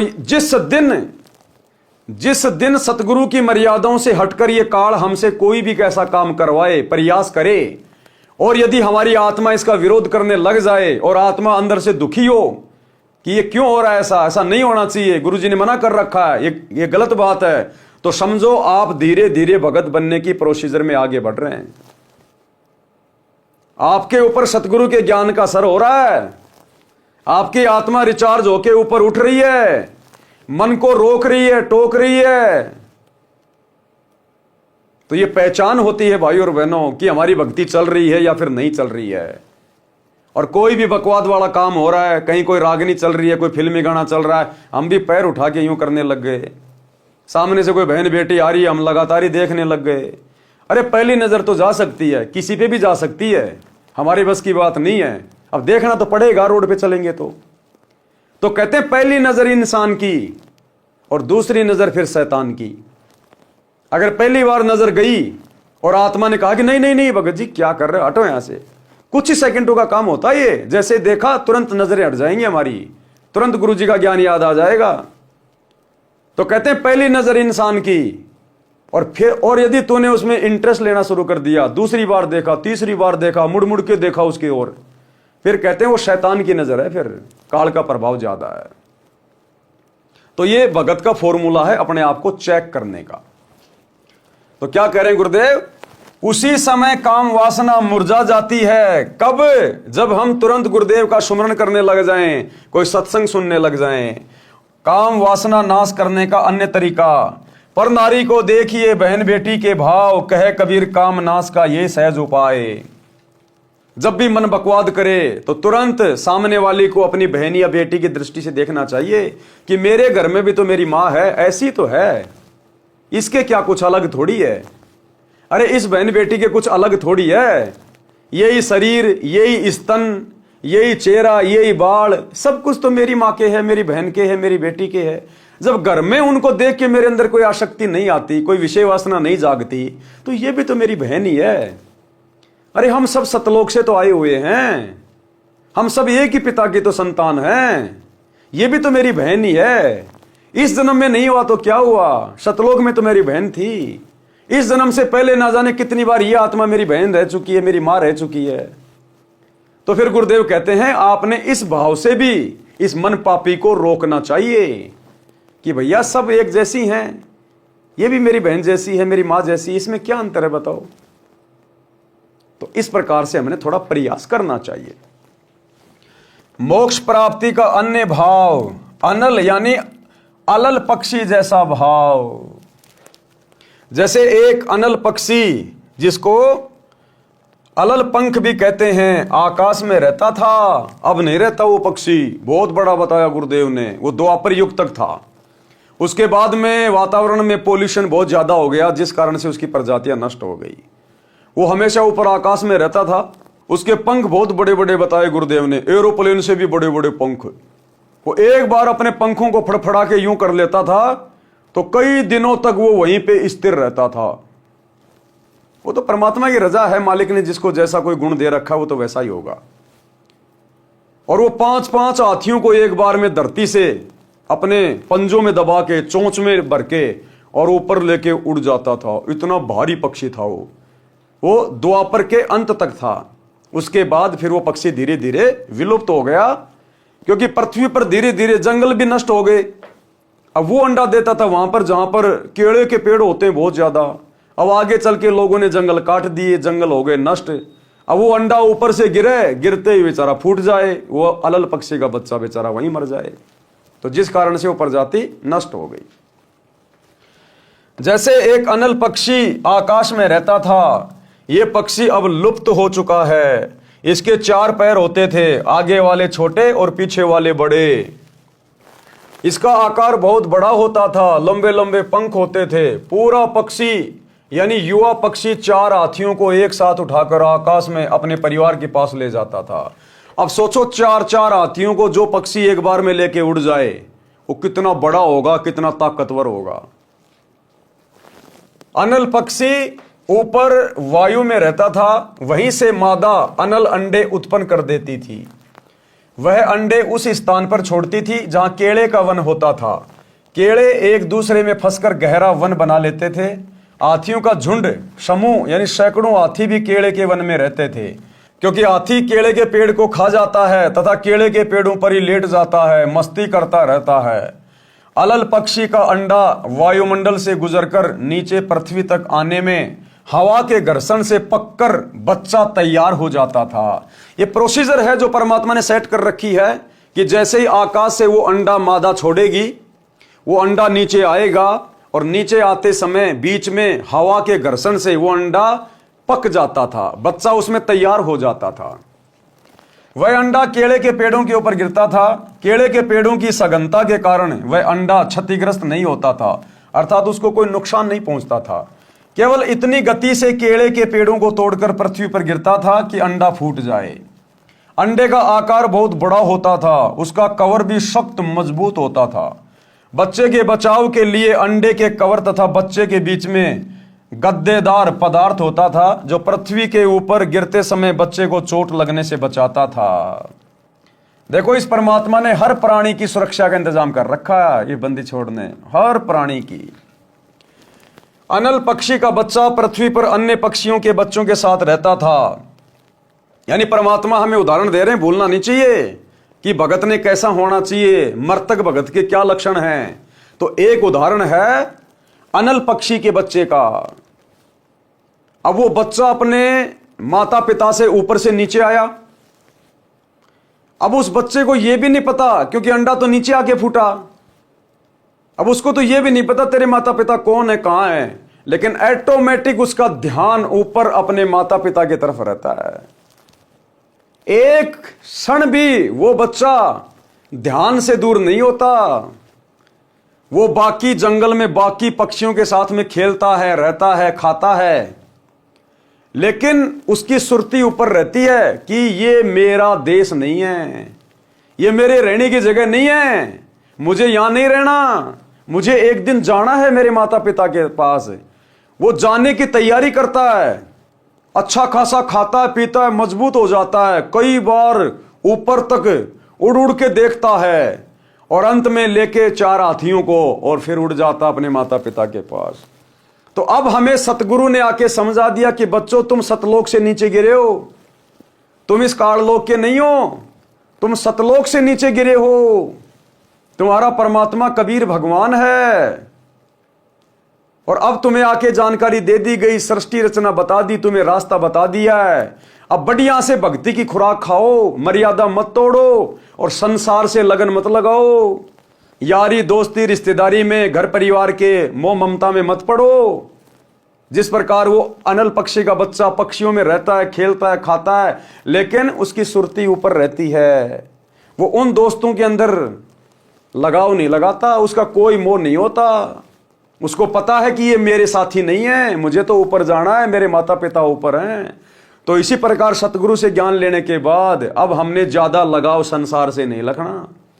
अपने बेटा बेटी से, बच्चों से, पोता पोतियों से हमने विशेष मोह नहीं रखना, मोह ममता में नहीं पड़ना। हमारी सुरती, हमारा ध्यान पल पल ये होना चाहिए, मैंने तो सतलोक जाना है। गुरुजी क्या समझाते हैं, गुरुजी क्या समझाते हैं, अगर काल ने तुझे यहीं रख लिया तो बेटा फिर तू जन्म दर जन्म, जन्म दर जन्म यहीं धक्के खाता रहेगा, उलझा देगा। तो भगत कहते हैं संसार में रहे, अपना काम धंधा भी करे, सबसे मीठा बोले, परिवार में प्रेम से रहे, लेकिन ममता किसी से नहीं। सुरती हमेशा सतलोक की तरफ कि मुझे तो मेरे परमात्मा के पास जाना है, मेरे गुरुदेव के पास जाना है, मैंने तो सतलोक में जाना है, ये मेरा देश नहीं है। तो इस प्रकार से अनल पक्षी का बच्चा पृथ्वी पर अन्य पक्षियों के बच्चों के साथ रहता था, उनसे मिलकर उड़ता था, परंतु उसकी अंतरात्मा ये मानती थी कि ये मेरा घर यानी परिवार नहीं है। और हमने ज्ञान आधार से गुरुदेव के सत्संगों से विचार करना है, और हकीकत है कि ये काल लोक हमारा परिवार नहीं है, हम तो सतलोक से आए हैं, सतलोक से, और हमने सतलोक में ही जाना है। अंतरात्मा ये मानती थी कि ये मेरा घर यानी परिवार नहीं है, मेरा परिवार तो ऊपर है, मैंने ऊपर अपने परिवार में जाना है। हम भक्तों का परमानेंट परिवार, हमारे रियल माता पिता भाई बंधु सतलोक में हैं, हमारे इंतजार में हैं। आज जो हमारा परिवार है यहाँ पर, ऐसे ऐसे तो ना जाने अरबों खरबों हमारे परिवार बन चुके हैं। यहाँ के परिवार तो यही मिट्टी में मिल जाते हैं। हमारा अविनाशी परिवार, शाश्वत परिवार सतलोक में हमारा इंतजार कर रहा है कि बच्चा खेलने गया था, अभी तक आया क्यों नहीं। इच्छा रूपी खेलन आया, ताते सुख सागर नहीं पाया। जैसे बच्चा 2-4 घंटे माता पिता की आंखों से ओझल हो जाए, यार दोस्तों के साथ में कहीं खेल रहा हो, तो माता पिता को चिंता हो जाती है कि बहुत देर हो गई, बेटा आया क्यों नहीं, कहाँ खेलने चला गया। तो गुरुदेव कहते हैं जब तुम सतलोक में जाओगे ना, और जो तुम अपने परिवार से बिछुड़ के यहाँ आ चुके हो, असंख्य जन्म हो गए तुम्हें यहाँ, जब तुम वापस जाओगे तो तुम्हारे माता पिता को, भाई बहनों को ऐसा लगेगा जैसे तो घंटे 2 घंटे के लिए खेलने गया था कहीं। कहते हैं इच्छा रूपी खेलन आया, ताते सुख सागर नहीं पाया। तो हमारा ओरिजिनल परिवार सतलोक में है, यह तो नकली परिवार है ना। माता पिता मिलने से पहले हमें पता था कि हमारे माता पिता होंगे, पिछले जन्म में कौन थे माता पिता और कब तक रहेंगे ये भरोसा नहीं, और मरने के बाद ये किसके माता पिता बनेंगे ये कोई भरोसा नहीं। तो काहे का परिवार है ये। परमात्मा कहते हैं जब तक इस परिवार में है, तेरा पिछला कोई संस्कार है, भक्ति करेगा परमात्मा उसको भी हल्का करेगा। और एक इंसान होने के नाते प्यार प्रेम से, बुद्धि विवेक का इस्तेमाल करके तू भी शांति से रह, दूसरे को भी शांति से जीने दे, और एक अच्छे से अपना टाइम पास करके और मुख्य अपनी भक्ति करके और सतलोक चलने की तैयारी कर। ये परिवार तेरी भक्ति में एक प्रकार से सहायक है। अगर प्यार प्रेम से रहेगा, घर वाले बढ़िया खाना देंगे, तेरे कपड़े धोएंगे, तो उनके लिए काम धंधा कर, 2 पैसे उनको कमा के दे, उनका भी काम चल रहा है, तेरा भी काम चल रहा है, और ज्यादा ज्यादा भक्ति करके यहां से निकल। परंतु उसकी अंतरात्मा ये मानती थी कि ये मेरा घर परिवार नहीं है, मेरा परिवार तो ऊपर है, मैंने ऊपर अपने परिवार में जाना है, ये मेरा संसार नहीं है। वह जब युवा हो जाता है तो हाथियों के झुंड पर झपट्टा मारता था, 4 हाथियों को चारों पंजों से उठाता था तथा एक हाथी को चोंच से पकड़कर उड़ जाता था, अपने परिवार के पास चला जाता था, साथ में उनके लिए भोजन भी ले जाता था। कबीर परमेश्वर जी ने सटीक उदाहरण बताकर भगत को मार्गदर्शन दिया है कि आप इस संसार के स्थायी वासी नहीं है। गुरुदेव ने सृष्टि रचना बता के सारा भेद खोल दिया। साहेब ने भेद दिया सब खोल अपनी सतलोक राजधानी का, कि बच्चों ये काल का 21 ब्रह्मांड तुम्हारा स्थायी घर नहीं है, ये तो जेल है, सतलोक की जेल। जो सतलोक में गलती करता है उसको यहाँ पर सजा मिलती है, इसलिए तुम यहाँ सजा भोगने के लिए आए हो, ये तो जेल है। और जेल में वो सुख वो आनंद नहीं हो सकता जो घर में होता है। इसलिए अब अपने घर चलो सतलोक। आपको ये छोड़कर जाना है, आपका परिवार ऊपर सतलोक में है, आप इस पृथ्वी के ऊपर गिरे हो। तत्व ज्ञान प्राप्त भगत के मन की दशा उस अनल पक्षी के बच्चे जैसी होनी चाहिए। जब तक सतलोक जाने का समय नहीं आता तो सांसारिक व्यक्तियों के साथ मिलकर शिष्टाचार से रहो, यानी अपने मतलब से मतलब रखो। जबरदस्ती का भाईचारा नहीं निभाना कि उनकी धर्मशाला बनवा दूं, उनका स्टेडियम बनवा दूं, वो मेरे गले में माला डालेंगे, मेरे मान सम्मान करेंगे, ये नहीं। जमीन में गाड़े जाओगे, जमीन में। प्यार प्रेम और शिष्टाचार का मतलब है अपने मतलब से मतलब रखो, जबरदस्ती किसी के अंदर मत घुसना। कोई सामने से आ रहा है, प्यार प्रेम से बोलो, झुक के नमस्कार कर लो। फालतू में उठना बैठना नहीं, एक दूसरे की निंदा चुगली नहीं करनी, फालतू का भाईचारा नहीं निभाना। परमात्मा कहते हैं दुनिया से ती दोस्ती पड़े भजन में भंग, एका एकी राम से या साधु के संग। सुनिए कबीरा दुनिया से ती दोस्ती ओए भजन में भंगे, एका एकी राम से कै साधु के संगे। बिना सत्संगी के पास बैठने में भी आपको पाप लगेगा, आपका भजन भंग हो सकता है। तो इसलिए बताया या तो अपने सत्संगी दौरे जा बैठे या फिर अपना नाम पर लगा रहे। अगर आप किसी दूसरे के पास बैठोगे हुक्का पाड़ पे तो जान देने का लो पी लो न मेरे यार, तो नु कहेगा ना मन तो छोड़ दिया। क्यों क्या हो गया भाई, नाम ले लिया, ओ तुरे की सोचू खा कर बिल्ली नो गया आज करन चाली। यानी 36 ताने मारेगा, और फिर नो कहा भाई काल न तो दरोटी भी छुटवाओगे तेरी, यो नारायण सत्संग देखा। तो आपके मन में विक्षेप हो सकता है, 1 दिन में, 2 दिन में, 3 दिन में, तो जरूर अपना रंग वो चढ़ा कर मानेगा। तो इस करके उड़ा बैठे नहीं उस दौरे, अपना सत्साहिब कर उठ कर चलता बना। कोई प्रेमी दौरा बैठे, प्रेमी नहीं है तो अपनी कैसेट ला ले, कैसेट भी नहीं है तो अपना नाम सुमन लाग जा, खेत में चला जा, घूमे जा, भजन करें जा, अपना डोला पर कहंडे जा, वैसे बैठ कर ले जा, डेके में धूप में कोठड़े का गए अपनी चारपाई ना कर। तो कहते हैं कबीरा रसरी पाँव में के सोवै सुख चैन, यो श्वास नंगारा कूच का तेरा बाज रहा दिन रहने। तो इस प्रकार भाई और बहनों, हमने गुरुदेव के प्रत्येक वचन को आधार बनाकर और भक्ति मार्ग पे सावधानी से चलना है। चलते समय इनमें कोई लगाव नहीं रहना चाहिए। अब चलते समय लगाव तो उस समय नहीं बनेगा जब हम जीते जीव कोई विशेष लगाव नहीं बनाएंगे। कोई हमारा बेस्ट फ्रेंड नहीं होगा तो चलते समय बेस्ट फ्रेंड याद आएगा नहीं। भगत का कोई फ्रेंड होता ही नहीं। बच्चों में, बेटा बेटी में, पोता पोतियों में हमारा कोई विशेष मोह ममता नहीं होगी तो चलते समय कोई विशेष लगाव बनेगा नहीं। और बेटा बेटियों में उलझा रहा, उनको मास्टर हेडमास्टर बनाने की चिंता में लगा रहा, पोता पोतियों को चिपका के रहता है छाती से 24 घंटे, हाय मेरा लल्ला, हाय मेरा पिल्ला। भाई वो लल्ला पिल्ला अंत समय में यहीं पे उलझा के रख लेंगे। तेरी जिम्मेदारी है बुढ़ापे में उनको खिला, धूप में बैठ के आराम से। अब खिलाएगा नहीं तो तेरे को टुकड़े नहीं मिलेंगे, तो बस उनको खिला, वो मजदूरी कर, नौकरी कर, उनको चुम्मा चाटी ज्यादा मत कर, आवश्यकता से ज्यादा उनको सिर पे मत चढ़ा। ये लल्ला पिल्ला अंत में यही रोक के रख लेंगे। तो परमात्मा कहते हैं अपनी जिम्मेदारियों तक सीमित रहो, बाकी अपना सुरती अपने परमात्मा में रखो। चलते समय इनमें कोई लगाव नहीं रहना चाहिए। अपनी नाम सुमरण की कमाई तथा पुण्य धर्म की कमाई साथ लेकर उड़ जाना है। अपने परिवार के पास अपने निज घर सतलोक में जाना है। अनुराग सागर के पेज नंबर 152 का सारांश। इस पृष्ठ पर परमेश्वर ने शरीर के अंदर का गुप्त भेद बताया है। इस मानव शरीर में 72 नाड़ियां हैं, उनमें 3 ईड़ा, पिंगला, सुषमना मुख्य है, फिर एक विशेष नाड़ी है ब्रह्मरंध्र। परमेश्वर कबीर जी ने बताया है कि धर्मदास मन ही ज्योति निरंजन है। सारी बकवाद कौन करवाता है? मन। ये मन ही काल है, मन ही ज्योति निरंजन है। और मन के ऊपर कंट्रोल हो, यही सतगुरु चाहते हैं कि हम अपने मन पे कंट्रोल करें। जब मन पे कंट्रोल होगा तभी हम काम, क्रोध, लोभ, मोह, अहंकार वाली स्थिति से दूर हट सकते हैं। और इससे हटे बिना हम भगत नहीं बन सकते। और यह हटेगा गुरु को परमात्मा मानकर भक्ति करने से, गुरु के प्रति समर्पित होकर भक्ति करने से।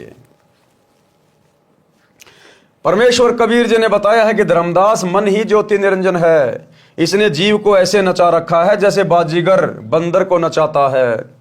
इस शरीर में 5 तत्व, 25 प्रकृति तथा 3 गुण काल के 3 एजेंट हैं। जीव को धोखे में रखते हैं। इस शरीर में काल निरंजन तथा जीव दोनों ही मुख्य भूमिका में हैं। काल निरंजन मन रूप में सब पाप करवाता है, पाप जीव के सिर रख देता है। अनुराग सागर के पेज नंबर 153 का सारांश। काल ने ऐसा धोखा कर रखा है कि जीव परमेश्वर को भूल गया है। लेकिन भाई हमें तो गुरुदेव ने समझा दिया। आकर परमेश्वर ने सृष्टि रचना के माध्यम से पूरी जानकारी दे दी कि मन कौन है, क्या भुला दिया, क्या तुम्हें याद रखना चाहिए था, क्या याद करोगे तब तुम जाकर सफल होगे। मन कैसे पाप पुण्य करवाता है। मन ही काल कराल है, यह जीव को नचाता है। सुंदर स्त्री को देखकर उससे भोग विलास करने की उमंग मन में उठाता है। मन में गंदी भावना, अश्लील भावना कौन उठाता है? मन। ये काल किसी सुंदर बहन बेटी को पहले दिखाएगा, फिर उसके प्रति आकर्षण पैदा करेगा, मन में गंदे गंदे अश्लील भाव पैदा करेगा। क्यों? क्योंकि इसकी यही तो खुराक है। अरे इसको यही तो श्राप लगा है मैल खाने का, ये गंध खाने का ही तो इसको श्राप है। तो ये हमसे अपना भोजन तैयार करवाता है, हमारे अंदर ये नकारात्मक विचार पैदा करेगा। हमारे अंदर ये कुविचार पैदा करवाएगा अपनी खुराक तैयार करवाने के लिए। ये किसी को मान बढ़ाई में डाल देगा, जीव बड़ा खुश होगा, फूल जाएगा, वो भी इसकी खुराक तैयार हो रही है। वो मान बढ़ाई, वो वासना, वो भी इसकी खुराक तैयार हो रही है।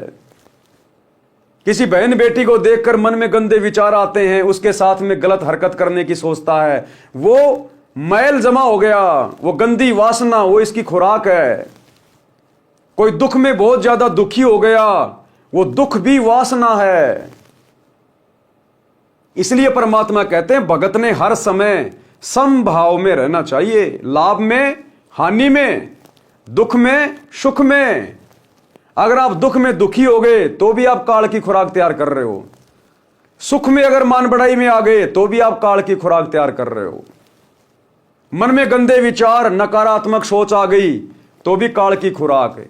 किसी से राग द्वेष ईर्ष्या निंदा चुगली तो भी काल की खुराक है। इसलिए गुरुदेव कहते हैं भगत ने जीवित ही मर जाना चाहिए, तो खुराक तैयार होगी नहीं। अपनी भक्ति में मन लगाना चाहिए तो खुराक तैयार होगी नहीं। सुंदर स्त्री को देखकर उससे भोग विलास करने की उमंग मन में उठाता है। स्त्री भोग कर आनंद मन यानी काल निरंजन ने ले लिया, पाप जीव के सिर रख दिया। अब ये काल श्री कृष्ण जी में प्रवेश करके उन 1008 औरतों के साथ में संभोग किया करता था, उन गोपियों के साथ में संभोग किया करता था, कुब्जा के साथ में संभोग किया। तो वो आनंद तो ले लिया इस काल ने, मन ने, और वो पाप कर्म धर दिए श्री कृष्ण जी के सिर पे। अब वो भोगेगा। वर्तमान में सरकार ने सख्त कानून बना रखा है, यदि कोई पुरुष किसी स्त्री से बलात्कार करता है तो उसको 10 वर्ष की सजा होती है। यदि नाबालिग से बलात्कार करता है तो आजीवन कारागार की सजा होती है। आनंद 2 मिनट का मन की प्रेरणा से तथा दुख पहाड़ के समान। इसलिए पहले ही मन को ज्ञान की लगाम से रोकना हितकारी है। लेकिन भाई कोई कितनी बात बना लो, ये मन रुकेगा सतगुरु रामपाल जी की भक्ति से। दूसरा भाई चाहे ब्रह्मा विष्णु महेश की गोद में जाके बैठ जाना, उनका बेचारों का खुद का मन ही उनके वश में नहीं है। तुम्हारा मन कहां से शांत कर देंगे? ये मन रुकेगा उसकी शरण में जाने से जो मन के अधीन नहीं है। मन जिसका गुलाम है, तो ये मन सतगुरु रामपाल जी भगवान का गुलाम है, उसका नौकर है। इस समर्थ की शरण में आने से इस मन के ऊपर अंकुश लगता है। अनुराग सागर के पेज नंबर 154 का सारांश है। पराये धन को देखकर मन उसे हड़पने की प्रेरणा करता है, चोरी करके जीव को दंड दिलाता है, पर निंदा पर धन हड़पना ये पाप है। काल इसी तरह जीव को कर्मों के बंधन में फंसा कर रखता है। संत से विरोध तथा गुरुद्रोह ये मन रूप से काल ही करवाता है, जो घोर अपराध है। निरंजन चरित्र काल का जाल। परमेश्वर कबीर जी ने बताया है कि धर्मदास, मैं तेरे को धर्म यानी धर्मराय काल का जाल समझाता हूं। काल निरंजन ने श्री कृष्ण में प्रवेश करके गीता का ज्ञान दिया, उसको कर्म योग उत्तम बताकर युद्ध करवाया, ज्ञान योग से उसको भ्रमित किया।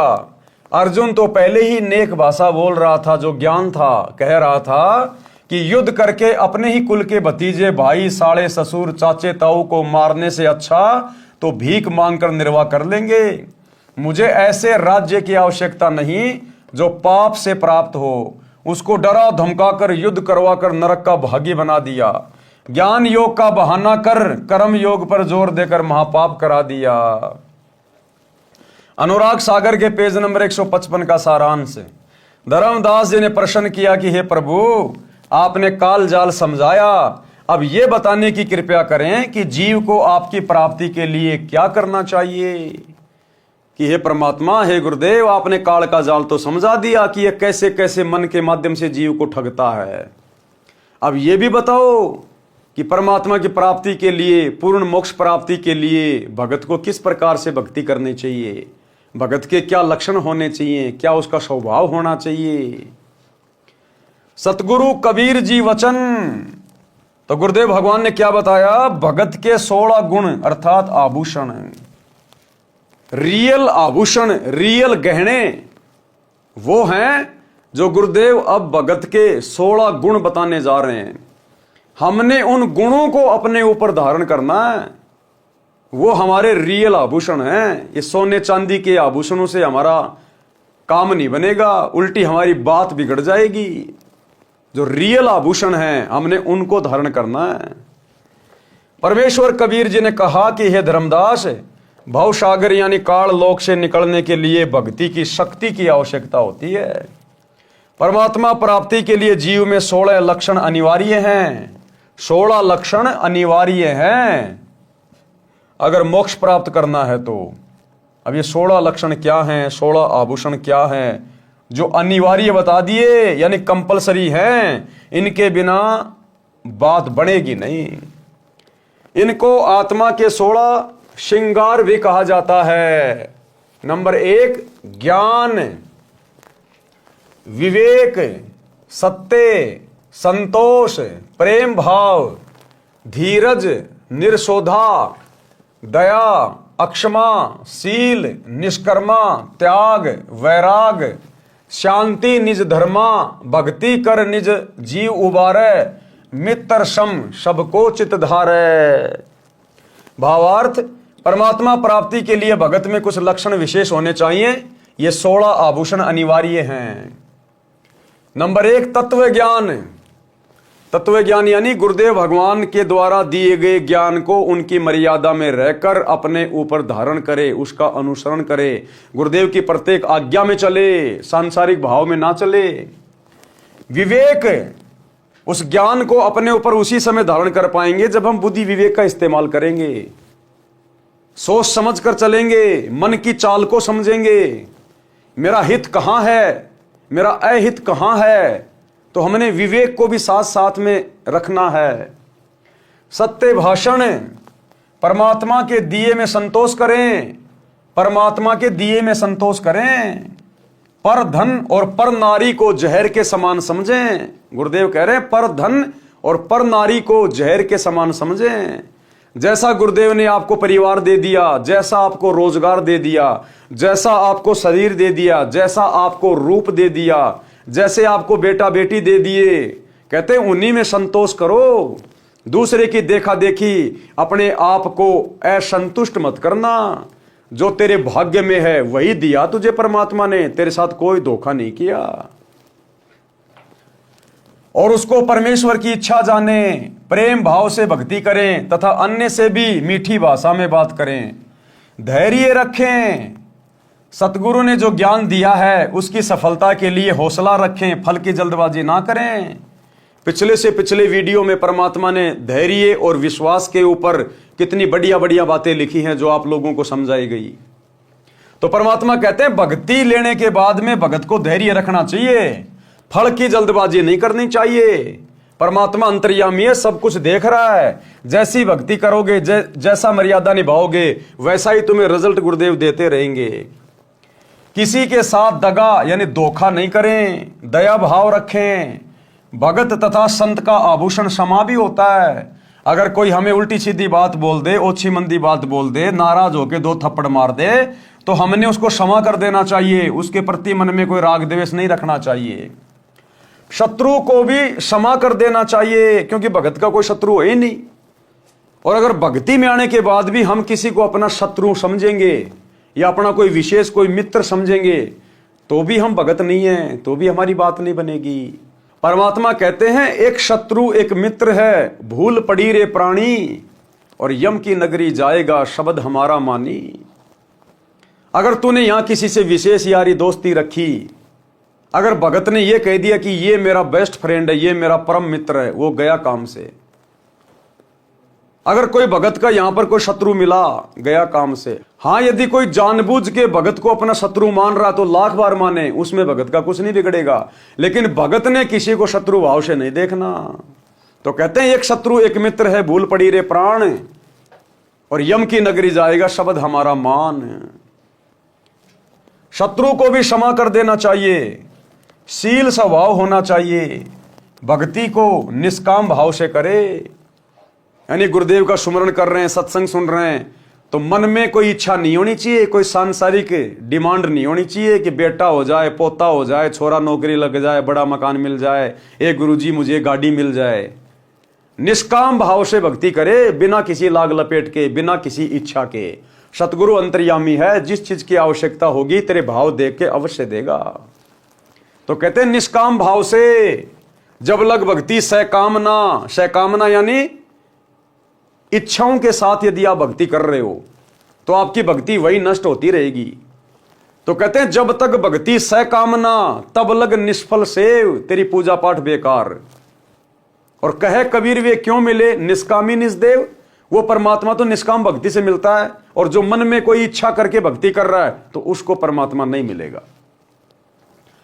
भक्ति को निष्काम भाव से करे, सांसारिक लाभ प्राप्ति के मकसद से ना करे। त्याग की भावना बहुत अनिवार्य है। वैराग होना चाहिए, किसमें? संसार के प्रति वैराग होना चाहिए, सांसारिक नश्वर वस्तुओं के प्रति वैराग होना चाहिए, काम क्रोध मोह लोभ अहंकार के प्रति वैराग होना चाहिए। संसार को असार तथा अपने जीवन को अस्थायी जानकर परमात्मा के प्रति विशेष लगाव होना मोक्ष में अति आवश्यक है।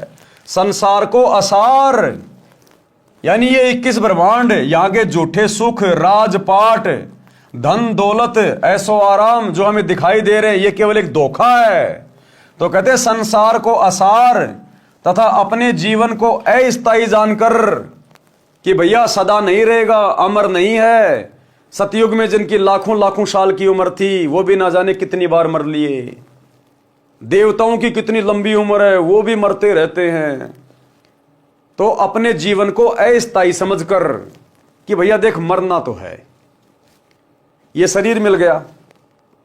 अब भगवान ने जितनी भी इसकी आयु निश्चित की है जिस भी युग के हिसाब से, अब इस कलयुग में 100 साल की आयु निश्चित कर रखी है, लेकिन अपने कर्मों के कारण, भक्ति ना करने के कारण, उल्टा सीधा खाने पीने के कारण इंसान अकाल मौत मर जाता है, क्योंकि वो उसके स्वतंत्र कर्म होते हैं। अन्यथा भगवान ने तो 100 साल की उम्र फिक्स कर रखी है। या जिसने कोई पिछले जन्म में ज्यादा कुकर्म कर रखे हैं तो भैया वो फिर अकाल मौत मरता है। अन्यथा भगवान ने तो कलयुग में 100 साल की उम्र रखी हुई है वर्तमान समय में। तो कहने का मतलब है अपने जीवन को अस्थायी समझकर कि जाना तो पड़ेगा। चलो तू 100 साल भी जी लिया, फिर भी शरीर तो छूटेगा, और शरीर छूटेगा तो ये परिवार भी छूटेगा, ये बेटा बेटी भी छूटेंगे, धन दौलत भी छूटेगी, यानी मरना तो है। अब जब मरना ही है तो क्यों ना सतलोक वाली भक्ति कर ले। अरे मर के भाई नरक में भी जाना पड़ेगा, स्वर्ग में भी जाना पड़ेगा, जैसे तूने कर्म को कर्म किए हैं। तो मरना तो है, और मरने के बाद आगे भी जाना है, तो क्यों ना फिर सतलोक वाली भक्ति कर लें। जब मरना भी है, मरने के बाद आगे भी जाना है, तो क्यों ना अपना अगला ठिकाना सुधार लें, अपना अगला जन्म तो सुधार लें। जब मरना ही है तो क्यों ना फिर सतलोक वाली भक्ति करें। हमारा कोई ठिकाना तो होगा, कोई जगह तो होगी हमारी। और बाकी वैसे भी मरना भाई, वैसे मर के नरक में जाएगा, 84 लाख योनियों में जाएगा। तो जब इन बातों का पता चल गया कि यहां पर परमानेंट ना कोई रहा ना कोई रहेगा, तो क्यों ना आगे के ठिकाने की तैयारी करें जो सतगुरु ने आके बता दिया। संसार को असार तथा अपने जीवन को अस्थायी जानकर परमात्मा के प्रति विशेष लगाव होना मोक्ष में अति आवश्यक है। भगत का विशेष गुण शांति होती है, यानी भगत एकांत में रहे, शांति में रहे, ज्यादा बड़बड़ ना करे, भागा दौड़ ना करे ज्यादा जीवन में, और टाइम के पीछे ना भगे ज्यादा। शांति, जितना भगवान दे रहा आनंद, जो पहनने को दे रहा आनंद, जो खाने को मिल रहा है very good, very nice, best. भागे नहीं फालतू में दुनियादारी को देख के, और उसने मकान बना लिया मैं भी बनाऊं, पैसा कहां से लाऊं, कर्जा ले लूं, थोड़ी जमीन बेच दूं, टेंशन में। कहते हैं शांति में रहो, शांति में। रंका और बंका की तरह, चाहे झोपड़ी हो, शांति में। झोपड़ी जल भी जाए तो झोपड़ी की तरफ मत देखो, पेड़ के नीचे बैठ के गुरु जी का भजन करो, सुमरण करो।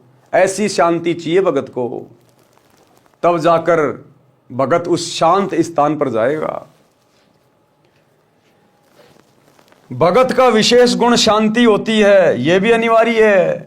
भक्ति करना यानी भक्ति करके अपने जीव का कल्याण कराए।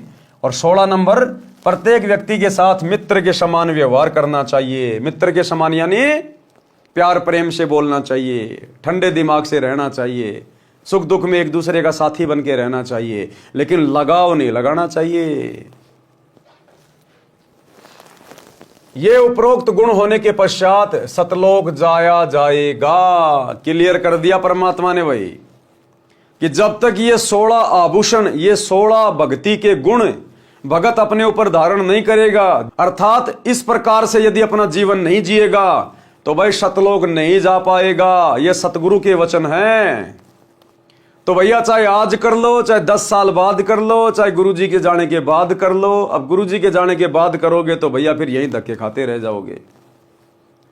तो कहते समझा है तो सिर धर पांव, बहुर नहीं रे ऐसा दाव। काल करे सो आज कर, आज करे सो अब। अले पल में परले हो जाए भाई, फिर करेगा कब? तो कहते हैं तुरंत लग जाओ, अपने आप को ऐसा बनाने का प्रयास करो गुरुदेव के आशीर्वाद से, ज्ञान आधार से। और ये सारे लक्षण भाई और बहनों आपको केवल 7 संगतियों में दिखाई देंगे। इन सतलोक आश्रमों में आपको इनकी छींट भी दिखाई नहीं देगी, छींट भी। वहां तो पेट्रोल है, पेट्रोल। और पेट्रोल को यदि आप जी माचिस दिखाओगे तो भड़केगा। तो ये सारे लक्षण भगत के, सारे गुण आपको 7 संगतियों में दिखाई देंगे, क्योंकि 7 संगति सतलोक का ट्रेनिंग सेंटर है। 7 संगति से जुड़े बिना ये 16 आभूषण आत्मा के ऊपर, भगत के ऊपर धारण नहीं हो पाएंगे। ये उपरोक्त गुण होने के पश्चात सतलोक जाया जाएगा। इसके अतिरिक्त गुरु की सेवा, गुरु पद्धति में विश्वास रखो, परमात्मा की भक्ति और संत समागम करना अनिवार्य है। क्या कह रहे हैं गुरुदेव? संत समागम करना अनिवार्य है। और जब हम सत्सेवक संत समागम करवाते हैं, साध संगतियां करवाते हैं, तो काल के दूत बीच में आके लठ लेके पहुंच जाते हैं। तो बताओ, गुरुजी तो कह रहे हैं कि 7 संगतियां करवाओ, संत समागम करो। संत समागम क्यों होते हैं? गुरु की महिमा के लिए, गुरु का गुणगान करने के लिए, भाई बहनों को भक्ति पे दृढ़ करने के लिए। खाली लड्डू जलेबी बर्फी के लिए नहीं होते संत समागम। तो असल में संत समागम तो साध संगतियां हैं। तो गुरुजी तो कह रहे कि संत समागम करवाना चाहिए, और गुरुजी का परिवार ही संत समागमों में ले लेके लठ पहुंच जाता है। संत समागम करने वालों को जेल भिजवा रहा है, उनके ऊपर मुकदमे करवा रहा है। तो कौन है काल का दूत संगत में? ये दास जो कहता, आपको एक भी बात में फर्क नहीं मिलेगा। अनुराग सागर के पेज नंबर 156 तथा पृष्ठ 157 का सारांश। इन पृष्ठों पर भी यही ज्ञान है और विषय विकार त्यागना चाहिए, तब भक्ति सफल होगी। अनुराग सागर के पेज नंबर 158 से 159 का सारांश। परमेश्वर ने बताया कि उपदेशी को चाहिए कि 15वें दिन कोई धार्मिक अनुष्ठान यानी पाठ कराना चाहिए।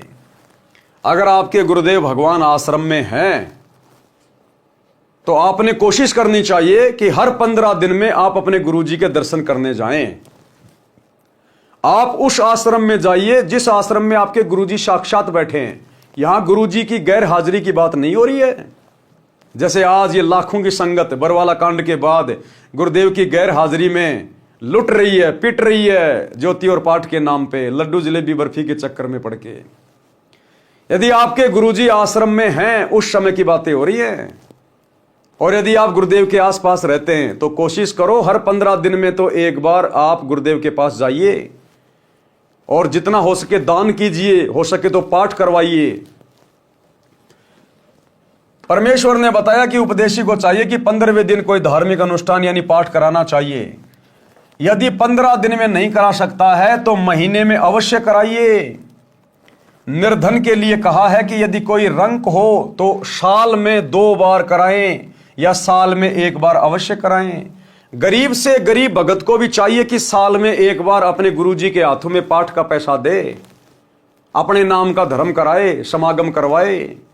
साल में कम से कम 1 बार, ये लास्ट है।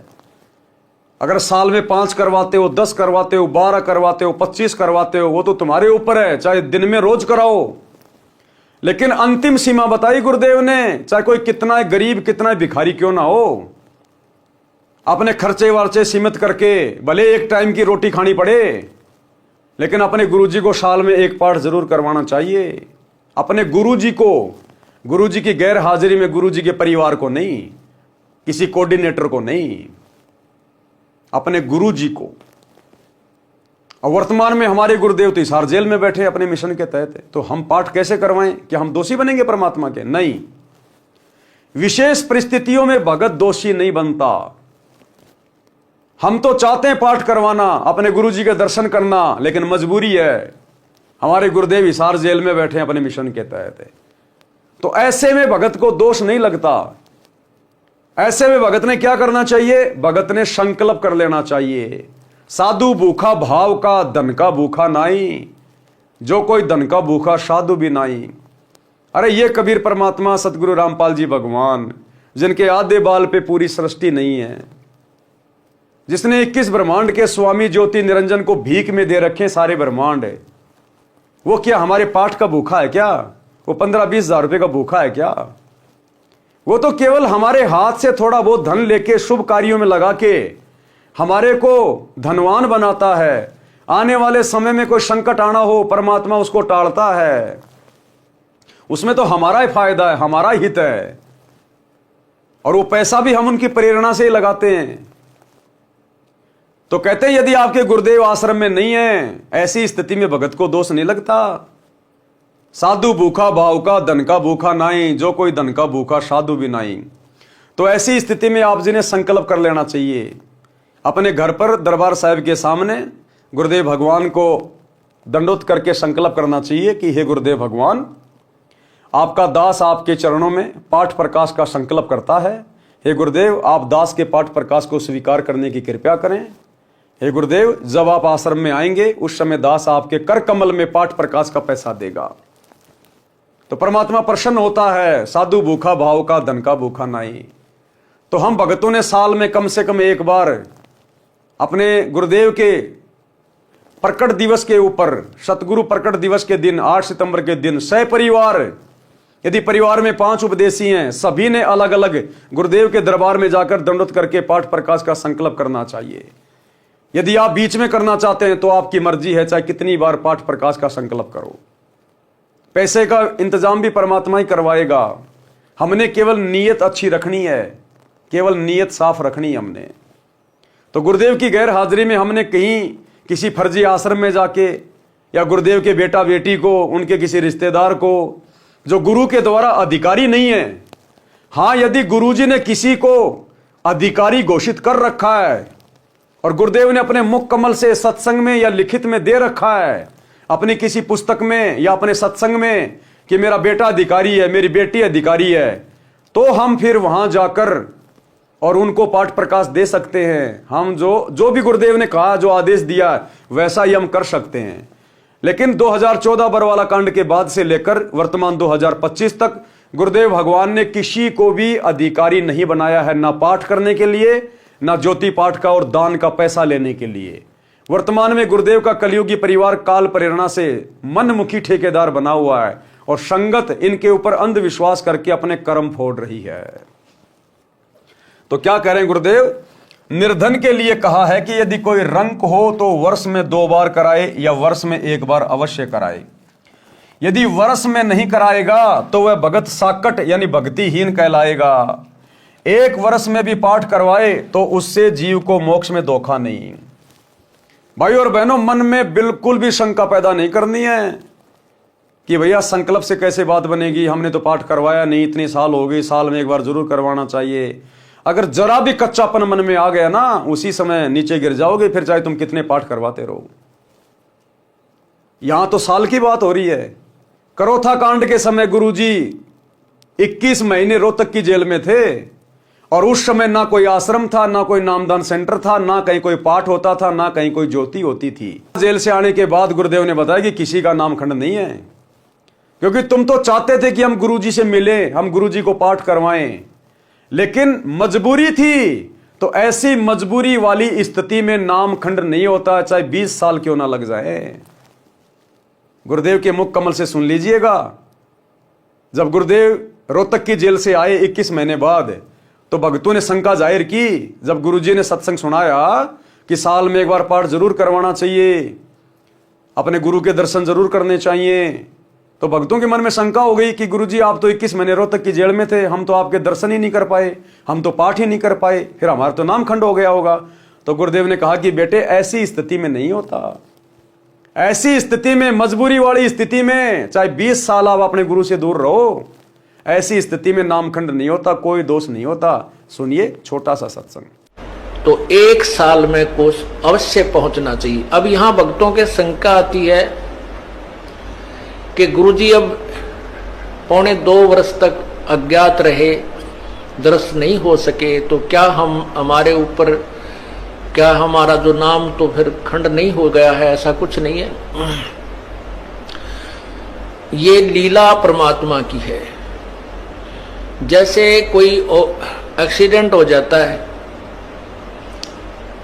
और भाई उसमें टांग टूट जा, प्लास्टर बांधे रहना पड़ता है और चारपाई पे लेटा पड़ा रहना होता है। लेकिन जब ठीक हो जाए, जब थोड़ा ही पड़ा रहना है, फिर तो काम करे, घूमे, फिर अपने सारे कार्य सुचारू करे। तो ये कोई लीला है परमात्मा की, इनमें ऐसा कोई दोष नहीं आता। क्योंकि आप तो रो रहे थे, आप गुरु जी से दूर नहीं थे, आपकी आत्मा तड़फ रही थी और उन नादान लोगों ने स्वयं भी पाप कमा लिया, जिन्हें हमारा विरोध करके ये ऐसा झूठा केस बनाकर परमात्मा के कुत्तों को सजा, उन्होंने हमारे को प्रताड़नाएं दी है, जेल में डाला। अब मुझे इस बात का डर है कि उन गिला के बनेगी। तो भाई और बहनों, हमने हर स्थिति में भक्ति मार्ग पर ज्ञान को आधार बना के चलना है। अपने कोऑर्डिनेटर के कहने से, गुरुजी के बेटा बेटी के कहने से, कोई पीला पर्चा निकाल देने से हमने झुकना नहीं है। ये काल हर प्रकार से षड्यंत्र कर रहा है। इस समय ये परीक्षा का समय चल रहा है और सतगुरु बैठकर परीक्षा ले रहा है कि कितने भक्तों ने मेरे ज्ञान को आधार बनाया है और कितने अभी भी गांधारी की तरह आंखों पे काली पट्टी बांध के चल रहे हैं। कबीर नाम श्रद्धा से जपें, कबीर नाम श्रद्धा से जपें। कौन सा ये कबीर नाम? जो कबीर परमात्मा सतगुरु रामपाल जी ने हमें जो दीक्षा दे दी है वो है कबीर नाम। कबीर नाम श्रद्धा से जपें, यानी गर्व के साथ कबीर जी का नाम लें। शर्म नहीं करें कि यह भी कोई परमात्मा का नाम है। ऐसे कहने वालों से डरे नहीं, शर्मावे नहीं। इनके साथ साथ तेरा धर्मदास का नाम भी आदर से कहे। भावार्थ है कि आदरणीय धर्मदास के साथ परमात्मा रहे, उनको शतलोक लेकर गए, अपना यथार्थ परिचय दिया। धर्मदास जी ने अपनी आंखों देखा, कानों परमेश्वर से सुना। आध्यात्मिक ज्ञान कबीर सागर, कबीर वाणी, कबीर बीजक, कबीर शब्दावली को लिखकर मानव समाज पर महान उपकार किया है। इसलिए धर्मदास जी की महिमा भी करनी चाहिए। महिमा का मतलब धर्मदास जी का नाम आदर सत्कार से लेना चाहिए, बस इतना ही।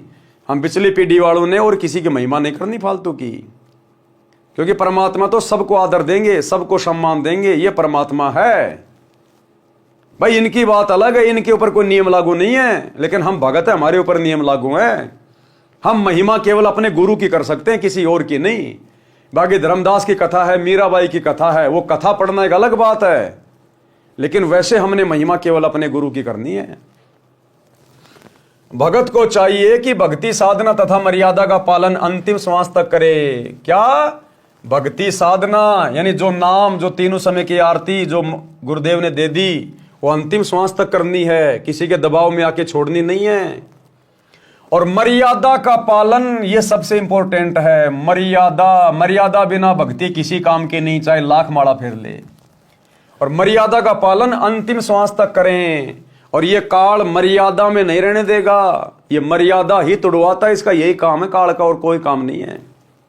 और वर्तमान में 2014 बरवाला कांड के बाद से इसने लाखों की संगत की, जो सतलोक आश्रमों से जुड़े, सबकी मर्यादा खंडित करवा रखी है।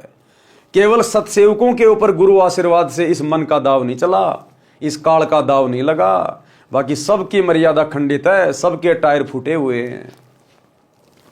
जैसे सूरवीर युद्ध के मैदान में या तो मार देता है या स्वयं वीर गति को प्राप्त हो जाता है, वह पीछे कदम नहीं हटाता।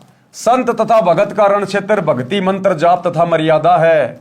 जो शिष्य गुरु से विमुख हो जाता है, नाम खंडित कर देता है, तो स्वाभाविक ही वह गुरु में कुछ दोष निकालेगा, जिस कारण से नरक में, अग्निकुंड में गिरेगा। यदि गुरु विमुख होकर भक्ति छोड़ देता है तो उसको भी बहुत हानि होती है। उदाहरण, जैसे इन्वर्टर को चार्जिंग पर लगा रखा है, वह चार्ज हो रहा है। यदि बीच में चार्जर निकाल लिया जाए तो वह इन्वर्टर जितना चार्ज हो गया था उतनी देर लाभ देगा। फिर अचानक सर्व सुविधाएं बंद हो जाएंगी। इसी प्रकार उस शिष्य की दशा जाने। गुरु शरण में रहकर मर्यादा में रहते हुए जितने दिन भक्ति की वह शक्ति आत्मा में जमा हो गई। सतलोक आश्रम मैनेजमेंट हरियाणा से जुड़े हुए भाई बहन ध्यान से सुन ले भाई। गुरुदेव का परिवार, उनके बेटा बेटी भाई बंधु रिश्तेदार ध्यान से सुन लो भाई। कोऑर्डिनेटर ध्यान से सुन लो भाई। तुम्हारी भक्ति नहीं चल रही है। जितने दिन तुमने गुरु जी की शरण में रहकर मर्यादा में रहकर भक्ति की, केवल तुम्हारी बैटरी चल रही है। बैटरी वर्तमान में तुम सबके नाम खंडित हैं और ये बैटरी कब तक चलेगी? जिस दिन तुम्हारा चार्जर खत्म, तुम्हारी बैटरी डिस्चार्ज, उल्टे दिन शुरू। गुरु शरण में रहकर मर्यादा में रहते हुए जितने दिन भक्ति की वह शक्ति आत्मा में जमा हो गई, उतनी आत्मा चार्ज हो गई। जिस दिन गुरु जी से विमुख हो गया और गुरु जी की जिस दिन मर्यादा टूट गई उसी दिन गुरु विमुख हो गया। उसी दिन से भक्ति की शक्ति आनी बंद हो जाएगी। यदि गुरु विमुख, गुरु से विरोध करके गुरु त्याग देना होकर भी उसी गुरु द्वारा बताई गई साधना मंत्र आदि करता है तो कोई लाभ नहीं होता। जैसे बिजली का कनेक्शन कट जाने के पश्चात पंखे, मोटर, बल्ब के स्विच बटन दबाते रहो, न पंखा चलेगा न बल्ब जलेगा। यही दशा गुरु विमुख साधक की होगी, फिर नरक का भागी होगा। कबीर परमेश्वर जी ने कहा है कि कबीर मानुष जन्म पाए कर खोवे, सतगुरु विमुखा युग युग रोवे। कबीर गुरु विमुख जीव कभू न बचे, अग्नि कुंड में जर जर नाचे। कोटि जन्म विषधर को पावे, सरप के पाएगा करोड़ों जन्म। कोटि जन्म सरप को पावे, विष ज्वाला सही जन्म गमावे। बिष्टा टट्टी माही कीड़ा जन्म धरी, कोटि जन्म नरक ही पढ़ी। भावार्थ, गुरु को त्याग देने वाला जीव बिल्कुल नहीं बचेगा। भाई जो गुरु को परमानेंट ही छोड़ के चला गया उसका तो धरती पे क्या, कहीं किस ब्रह्मांड में ठिकाना नहीं है। कहीं भी नरक स्थान पर अग्नि के कुंडों में जल बल यानी उबल उबल कर कष्ट पाएगा, वहां अग्नि के कष्ट से नाचेगा यानी उछल उछल कर अग्नि में गिरेगा। फिर करोड़ों जन्म विषधर यानी सांप की जूनी शरीर प्राप्त करेगा। सर्प के अंदर के विष की गर्मी बहुत परेशान करती है।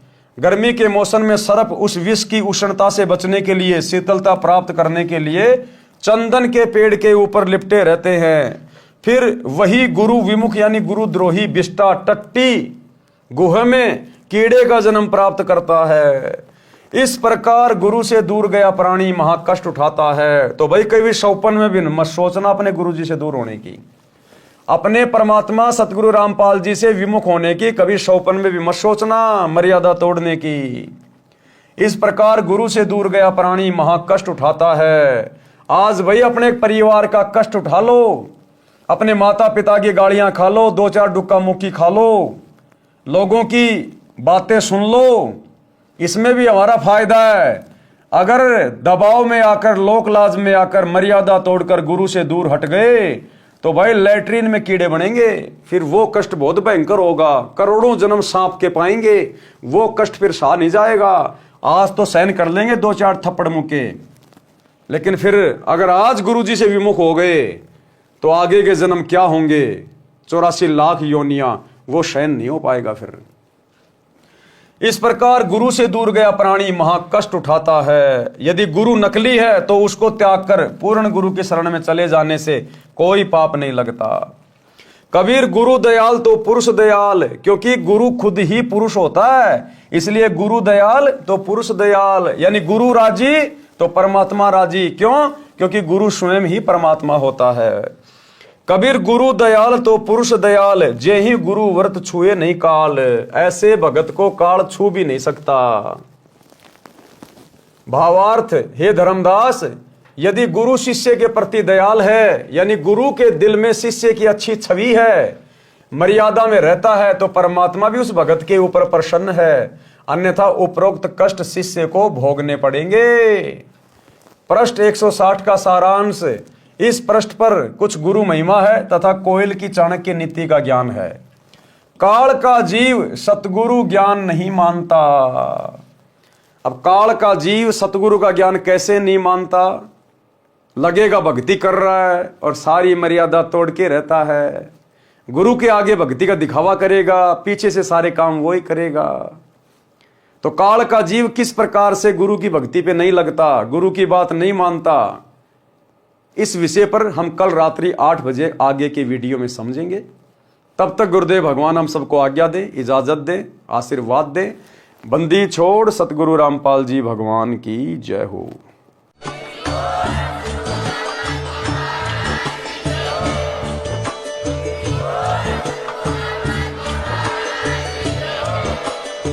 भाई जो गुरु बचन पे डट गे, कट गे फंद 84 के, कट गे फंद 84 के। जो गुरु बचन पे डट गे, कट गे फंद 84 के, कट गे फंद 84।